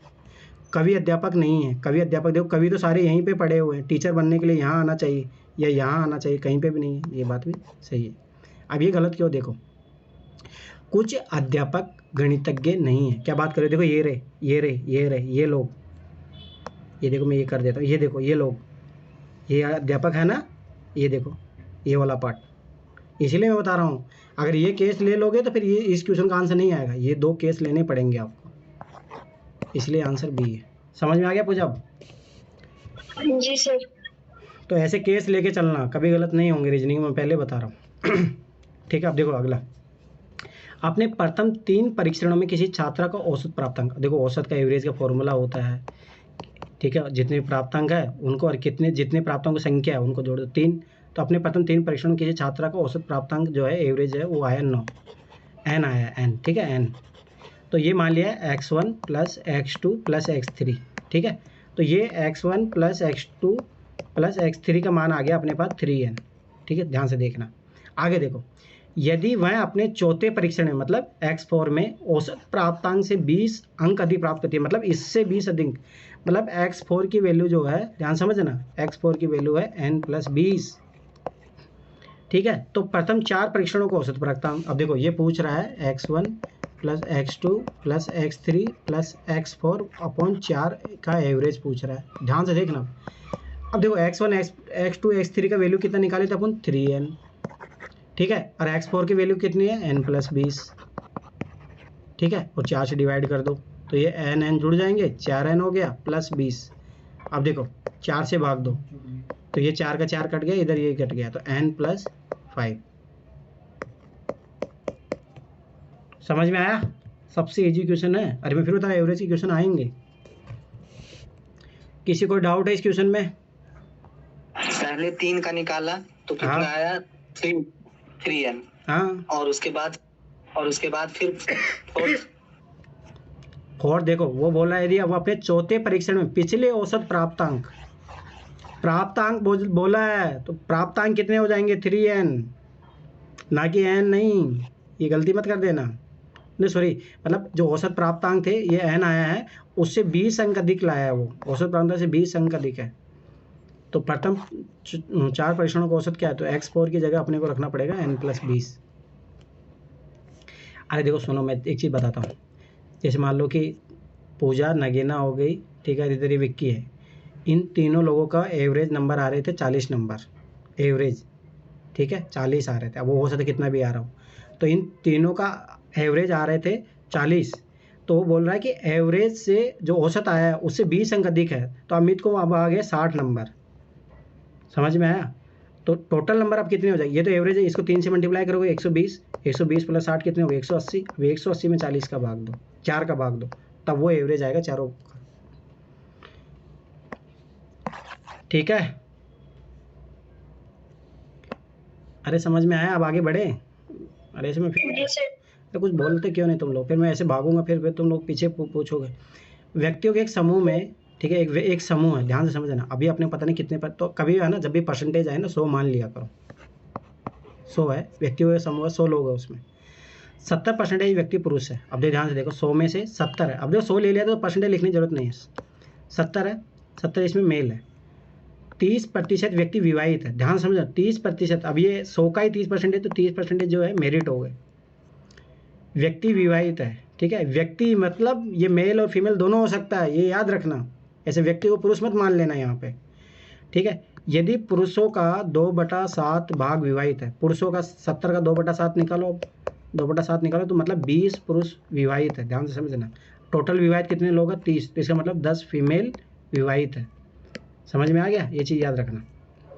तो महिलाओं का कितना भाग अविवाहित है, तो सब ऐसी बात है, देखो 70 मेल है तो 30 कौन सी क्या हो गई फीमेल, जिससे 30 फीमेल में से 10 महिलाएं विवाहित है, तो बची कितनी अविवाहित 20, कितने का टोटल का, टोटल में से निकालते हैं, टोटल महिलाएं कितनी 30, 2/3 आंसर। समझ में आया? आगे ठीक है, आगे देखो, ये मैं फिर बता रहा हूँ, ये क्वेश्चन आगे आएगा, ये इस टाइप का क्वेश्चन हमेशा आता है यूपीएससी में, हमेशा। 30% महिलाओं की तुलना कर दी गई है 20% विवाहित महिलाओं की, विवाहित पुरुष की। तुलना, तुम कहाँ कंफ्यूज आ रहे हो? अरे समझो, 100 व्यक्ति थे,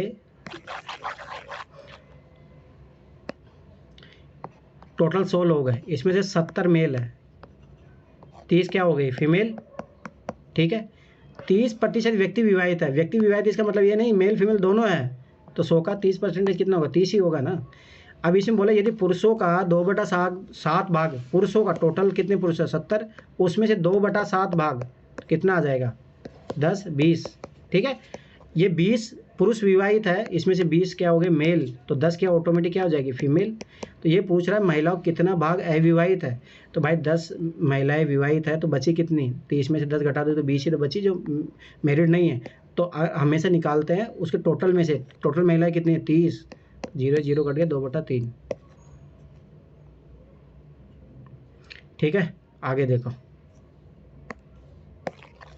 इससे इजी तरीका कोई हो नहीं सकता समझाने का, मैं पहले बता रहा हूँ। इसका मतलब बेसिक में फिर बता, जिसने एनसीईआरटी पे काम नहीं किया वो गलती वही कर रहे होंगे। अब ये देखो, ये क्वेश्चन मैं हमेशा फिर बार बता रहा हूँ, ये मैपल एक ऐसे क्वेश्चन आएगा तो ये आइडिया रखना हमेशा, नॉर्थ साउथ ईस्ट वेस्ट। ठीक है, उत्तर दक्षिण जाती है एक सड़क, आमने सामने ए व बी के घर है। ठीक है, ये कोई उत्तर, ये वाली रोड है ये। ठीक है, अब ये नहीं बोला कहाँ है, अब ये बोल दिया आगे, जिसमें ए का घर पश्चिम की ओर है, ए का घर पश्चिम की ओर मतलब ए इधर है। ए अपने घर से बाहर आता है, बाहर आया, यहाँ आया, मतलब यहाँ मान लो रोड पे आया और बाएं मुड़ता है, तो बाएं देखो हमेशा अपने आप को यहाँ रख के देखो, बाएं क्या हो गया, ये हो गया, इधर गया, बाएं मुड़ता है 5 किलोमीटर चलता है, 5 किलोमीटर चला, दाएं मुड़ता है, अब यहाँ देखो, यहाँ दाएं तो दाएं यहाँ से मुड़ेगा, दाएं मुड़ता है और 5 किलोमीटर चलता है, ठीक डी के घर के सामने आ जाता है। ठीक है, तो ये हो गया उसकी स्थिति, वो यहाँ से मान लो कि यहाँ उसका घर था, ऐसे गया ऐसे गया। ठीक, डी बी भी ऐसे करता है, बी अब देखो बी मतलब बी, अब देखो बी मान लो बी का घर यहाँ पे है। ठीक है, आमने सामने तो समझ बात है, दो जब ये ए पश्चिम में तो ये पूर्व में होगा, तो ये भी देखो ये 5 किलोमीटर चलेगा अपने बाएं, तो इसका बाएं इधर होगा। ठीक है, बाएं मुड़ता 5 किलोमीटर चला, फिर दाएं, अभी इसका दाएं इधर होगा। ठीक है, तो ये भी 5 किलोमीटर आ गया, तो ये पहुंच जाता सी के घर के सामने। अब ध्यान से देखना निम्न कौन सा कथन सही है। अब देखो ध्यान से देखो, सी और डी एक ही सड़क पर रहते हैं, अरे नहीं, ये तो देखो ये इधर है ये इधर है, गलत। सी के घर का मुख दक्षिण की ओर है, ये देखो सी का घर इधर है पूर्व की ओर है, गलत। सी और डी के घर के एक दूसरे से 20 किलोमीटर से कम दूरी पर है, हाँ ये देखो ध्यान से देखना। अब ये निकाला जाता है शॉर्टेज डिस्टेंस। अब देखो ये वाला तो आपने पढ़ा ही होगा, लंब इसका कर्ण वाला, तो ये कितना आ जाएगा 25 25 50 50 रूट उसको करोगे तो 5√2 आ जाएगा ये वाला वैल्यू, और ये वाला भी 5√2 आ जाएगा। अभी इसको जब दोनों को जोड़ोगे तो 5√2 5√2, अब 5√2 5√2 कॉमन लोगे तो ये आ जाएगा 2, तो ये 10√2 10√2 का वैल्यू √2 का वैल्यू है ना 1.414 होता है। तो इसको जब 10 से मल्टीप्लाई करोगे तो मतलब वही 11-12 समथिंग आ जाएगा। तो ये बात सही है, 20 किलोमीटर से कम दूरी पर है, सही है। और मैं फिर बता रहा हूँ एक क्वेश्चन जरूर ऐसा आएगा। मैं अब देखो मैं पहले बताते जा रहा हूँ, इस टाइप के क्वेश्चन ये आएंगे, और ये गलती क्या है ना फोड़ दूंगा तुम लोगों का। मैं पहले बता रहा हूँ आएंगे क्वेश्चन, ये वाला तो जरूर आता है, हमेशा आता है इस टाइप का क्वेश्चन, दिशा वाला।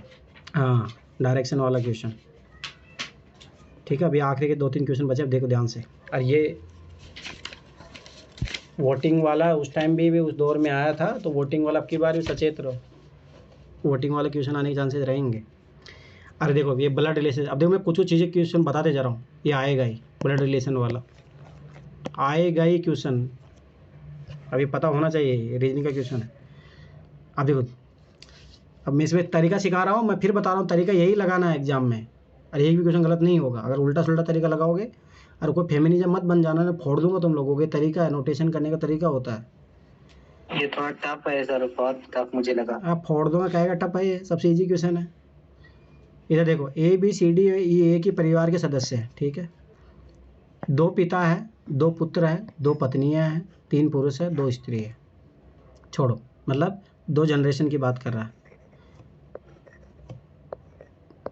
सॉरी 3 जनरेशन आएगी, क्योंकि जैसे मान लो कि ये पोता हो गया तो इसके पिता इसके दादा, तो 3 जनरेशन, ठीक है। 2 पिता होने के लिए स्वाभाविक सी बात है 3 जनरेशन चाहिए, ठीक है। तो ये हो गया, टोटल लोग कितने अपने पास 1 2 3 4 5, तो ये 5 ही लोग अपने बना लिए, ध्यान से समझना। जिसमें से है कि अपने को पता है कि 3 पुरुष है, 3 पुरुष है, तो ये वाले अपने मान लिए मेल, ये मेल है, ये मेल है, स्वाभाविक बात है। इनकी वाइफ होगी तो फीमेल ही होगी, इसकी वाइफ होगी तो फीमेल ही होगी, तो ये पता लग गया। हमेशा हस्बैंड वाइफ के रिलेशनशिप को ऐसे दिखाते हैं, डबल नोटेशन से, ये चीज़ नोटेशन के तरीके होते हैं, ठीक है। अब आगे देखो, अध्यापिका एक वकील की पत्नी है, अध्यापिका जो है एक वकील की पत्नी। अब ये वकील ये भी हो सकता है, ध्यान से समझना, ये भी हो सकता है, ठीक है। और इनकी जो पत्नी है अपन नहीं आगे लाइन में क्लियर कर दिया, अध्यापिका एक वकील की पत्नी है और यह वकील एक डॉक्टर का पुत्र है। अब ध्यान से देखो, इसका मतलब वकील यही हो गया, ठीक है। पर ये डॉक्टर मेल है फीमेल इसके बारे में पता नहीं चला, तो डॉक्टर यहाँ पे है, अब वो हो सकता है लेडी भी हो, ठीक है, या पुरुष भी हो सकता है, पर वकील की पत्नी अपने को पता लग गया अध्यापिका, ठीक है। ध्यान से देखना। अब देखो आगे देखो, ई पुरुष नहीं है और नहीं वह किसी व्यवसायी का पत्नी है, ई पुरुष नहीं है, पहली बात ई पुरुष नहीं है, और न ही वह किसी व्यवसायी की पत्नी, मतलब उसका जो हस्बैंड है कुछ नहीं करता, इसका मतलब ये आ गया, ई ये है, ध्यान से समझना। इसका मतलब ये खुद ही डॉक्टर है, ई जो है ये लेडी है वो खुद ही डॉक्टर है, ठीक है, क्योंकि इसका हस्बैंड तो काम कर रहा है, ठीक है। परिवार में सी सबसे कम उम्र का है, सी तो मतलब सी ये आ गया, ठीक है। डी सबसे बड़ा है तो डी ये आ गया, डी सबसे बड़ा है, क्योंकि ये ई है तो ये डी हो गया। बी एक पुरुष है तो ये वकील जो है ये पुरुष हो गया। जो महिला, अब क्या बचा, महिला जो है अध्यापिका, ये बचा, हो गया। अब इसमें बचा ही क्या, सो हो गया सारा क्वेश्चन। तो अब देखो ये बना लो इधर, डी ई बी, और इनके जब भी है ना रिलेशन को, हस्बैंड वाइफ के रिलेशन को ऐसे दर्शाते हैं, ये चीज़ हमेशा याद रखना, बी ए, और जनरेशन को जब ऐसे दिखाते हैं, ये सी हो गया, ठीक है। ये जनरेशन का शो करता है ऐसे, ठीक है। तो ये सिंपल सा बात है, ये आ गया, ये पता है, ये डॉक्टर है, ये डॉक्टर है, ये टीचर है, ठीक है, ये वकील है, ठीक है। अब देखो डी का ई से, ये याद रखना, ई से डी का ई से क्या संबंध है, ई से, ई का क्या है, डी पति है ना, आ गया आंसर। हमेशा याद रखना, ये पकड़ना, ये नहीं, इसमें भी गलती करोगे, क्वेश्चन सही भी कर लोगे तो ये उल्टा ये पत्नी मार के आ जाओगे। ई से, ई का क्या लगता है, डी, हमेशा याद रखना, पति। मेरी पकड़ में आया था क्वेश्चन से। अब देखो इन समूह में स्त्रियां कौन कौन सी है, ये रही, ए और ई, आंसर। किसकी पत्नी अध्यापिका, वकील के, वकील क्या है, बी, आंसर। क्या था इस क्वेश्चन में, बताओ अमित। 3 क्वेश्चन आपने बोला ना सर कि ई से पकड़ के चलना, हाँ, तो मैं इधर, तो मैं यही गड़बड़ कर रहा था सर कि ई का ई से पकड़ कर करना है, ये मुझे अब समझ आ गया। ठीक है, अब अगला देखो, ध्यान से समझना है। जोड़ बाकी वाला क्वेश्चन है ये, ऐसे क्वेश्चन गलत किया ना फोड़ दूंगा तुम लोगों को, मैं पहले बता रहा हूँ। जोड़ बाकी वाला कोई मैथ कुछ भी नहीं है इस क्वेश्चनों में, ठीक है, ध्यान से देखना। किसी एक प्रस्तावित अभिप्राय को लागू करने के पूर्व उस पर किए गए सर्वेक्षण में 2078 व्यक्तियों ने हिस्सा लिया, जिनमें से, अब देखो ध्यान से देखना, कोई भी सर्वे हुआ था जिसमें टोटल, ये लिखते हैं, टोटल व्यक्ति ये थे, ठीक है, 2778। इसमें से मेल दे दिया है 1652 है, ठीक है, ध्यान से देखना। 1652 पुरुष थे। अब तो समझ में आता, फीमेल माइनस कर लो, इसमें से घटा लो। अभी देखो 2 में से 1 घटाओ 6, 7 में से 5 गया तो 2, ठीक है, 8 में से 6 गया तो 2, और 2 में से 1 गया तो 1, 12 और 26 फीमेल है। अब वो कभी पूरे, ये दिमाग लगाना है, ये मेल निकाले तो फट से फीमेल निकाल लो। आगे देखो, 1226 व्यक्तियों ने प्रस्ताव के विरुद्ध मत दिया। अब देखो यही जो टोटल व्यक्ति थे।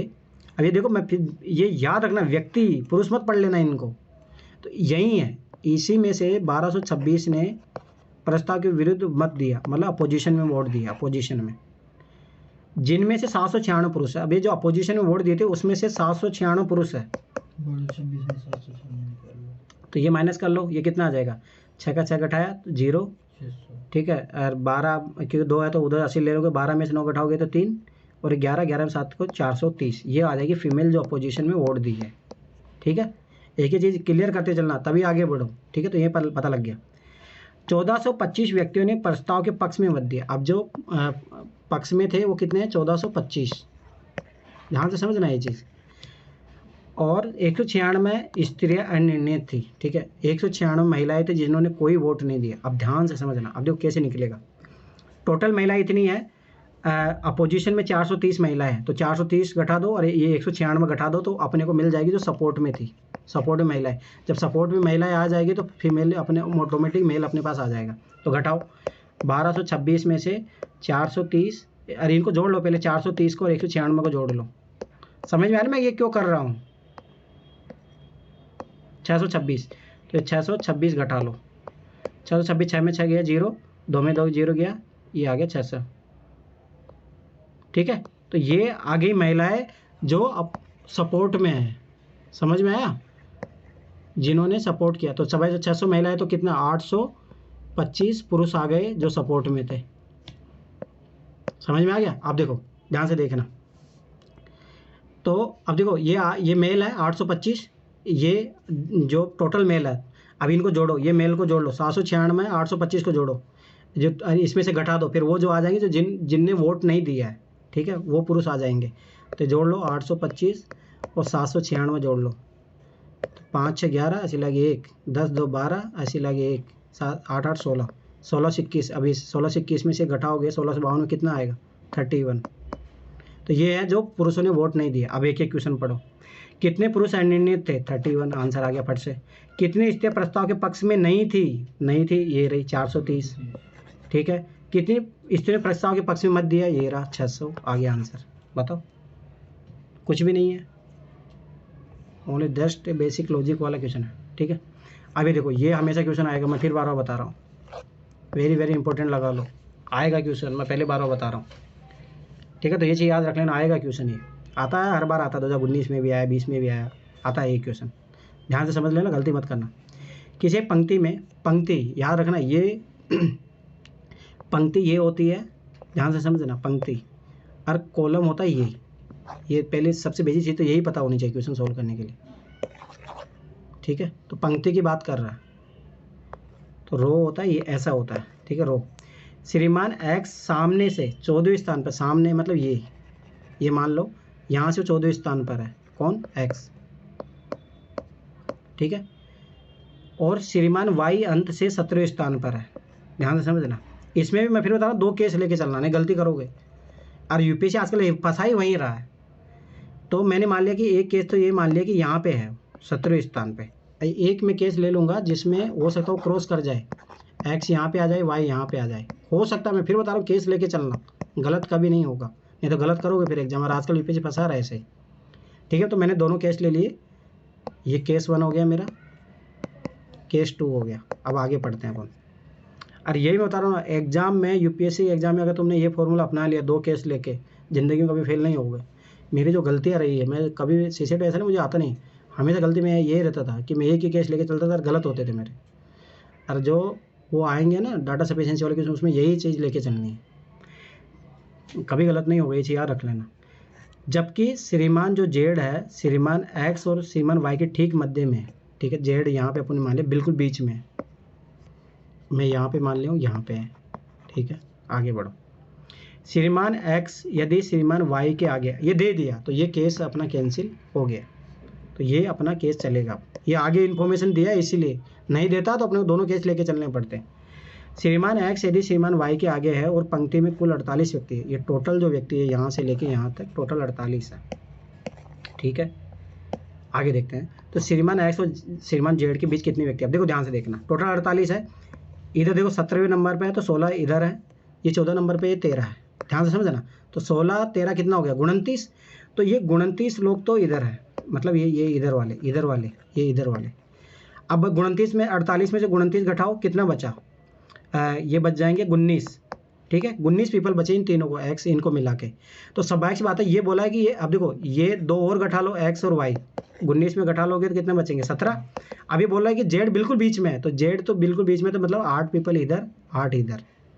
देखो अभी गिन लो, 8 8 16 17 18 19, सही बात, अपने 19 ही बचे थे। तो अभी पूछा श्रीमान एक्स और जेड के बीच में कितने व्यक्ति है, तो आगे 8 व्यक्ति आंसर।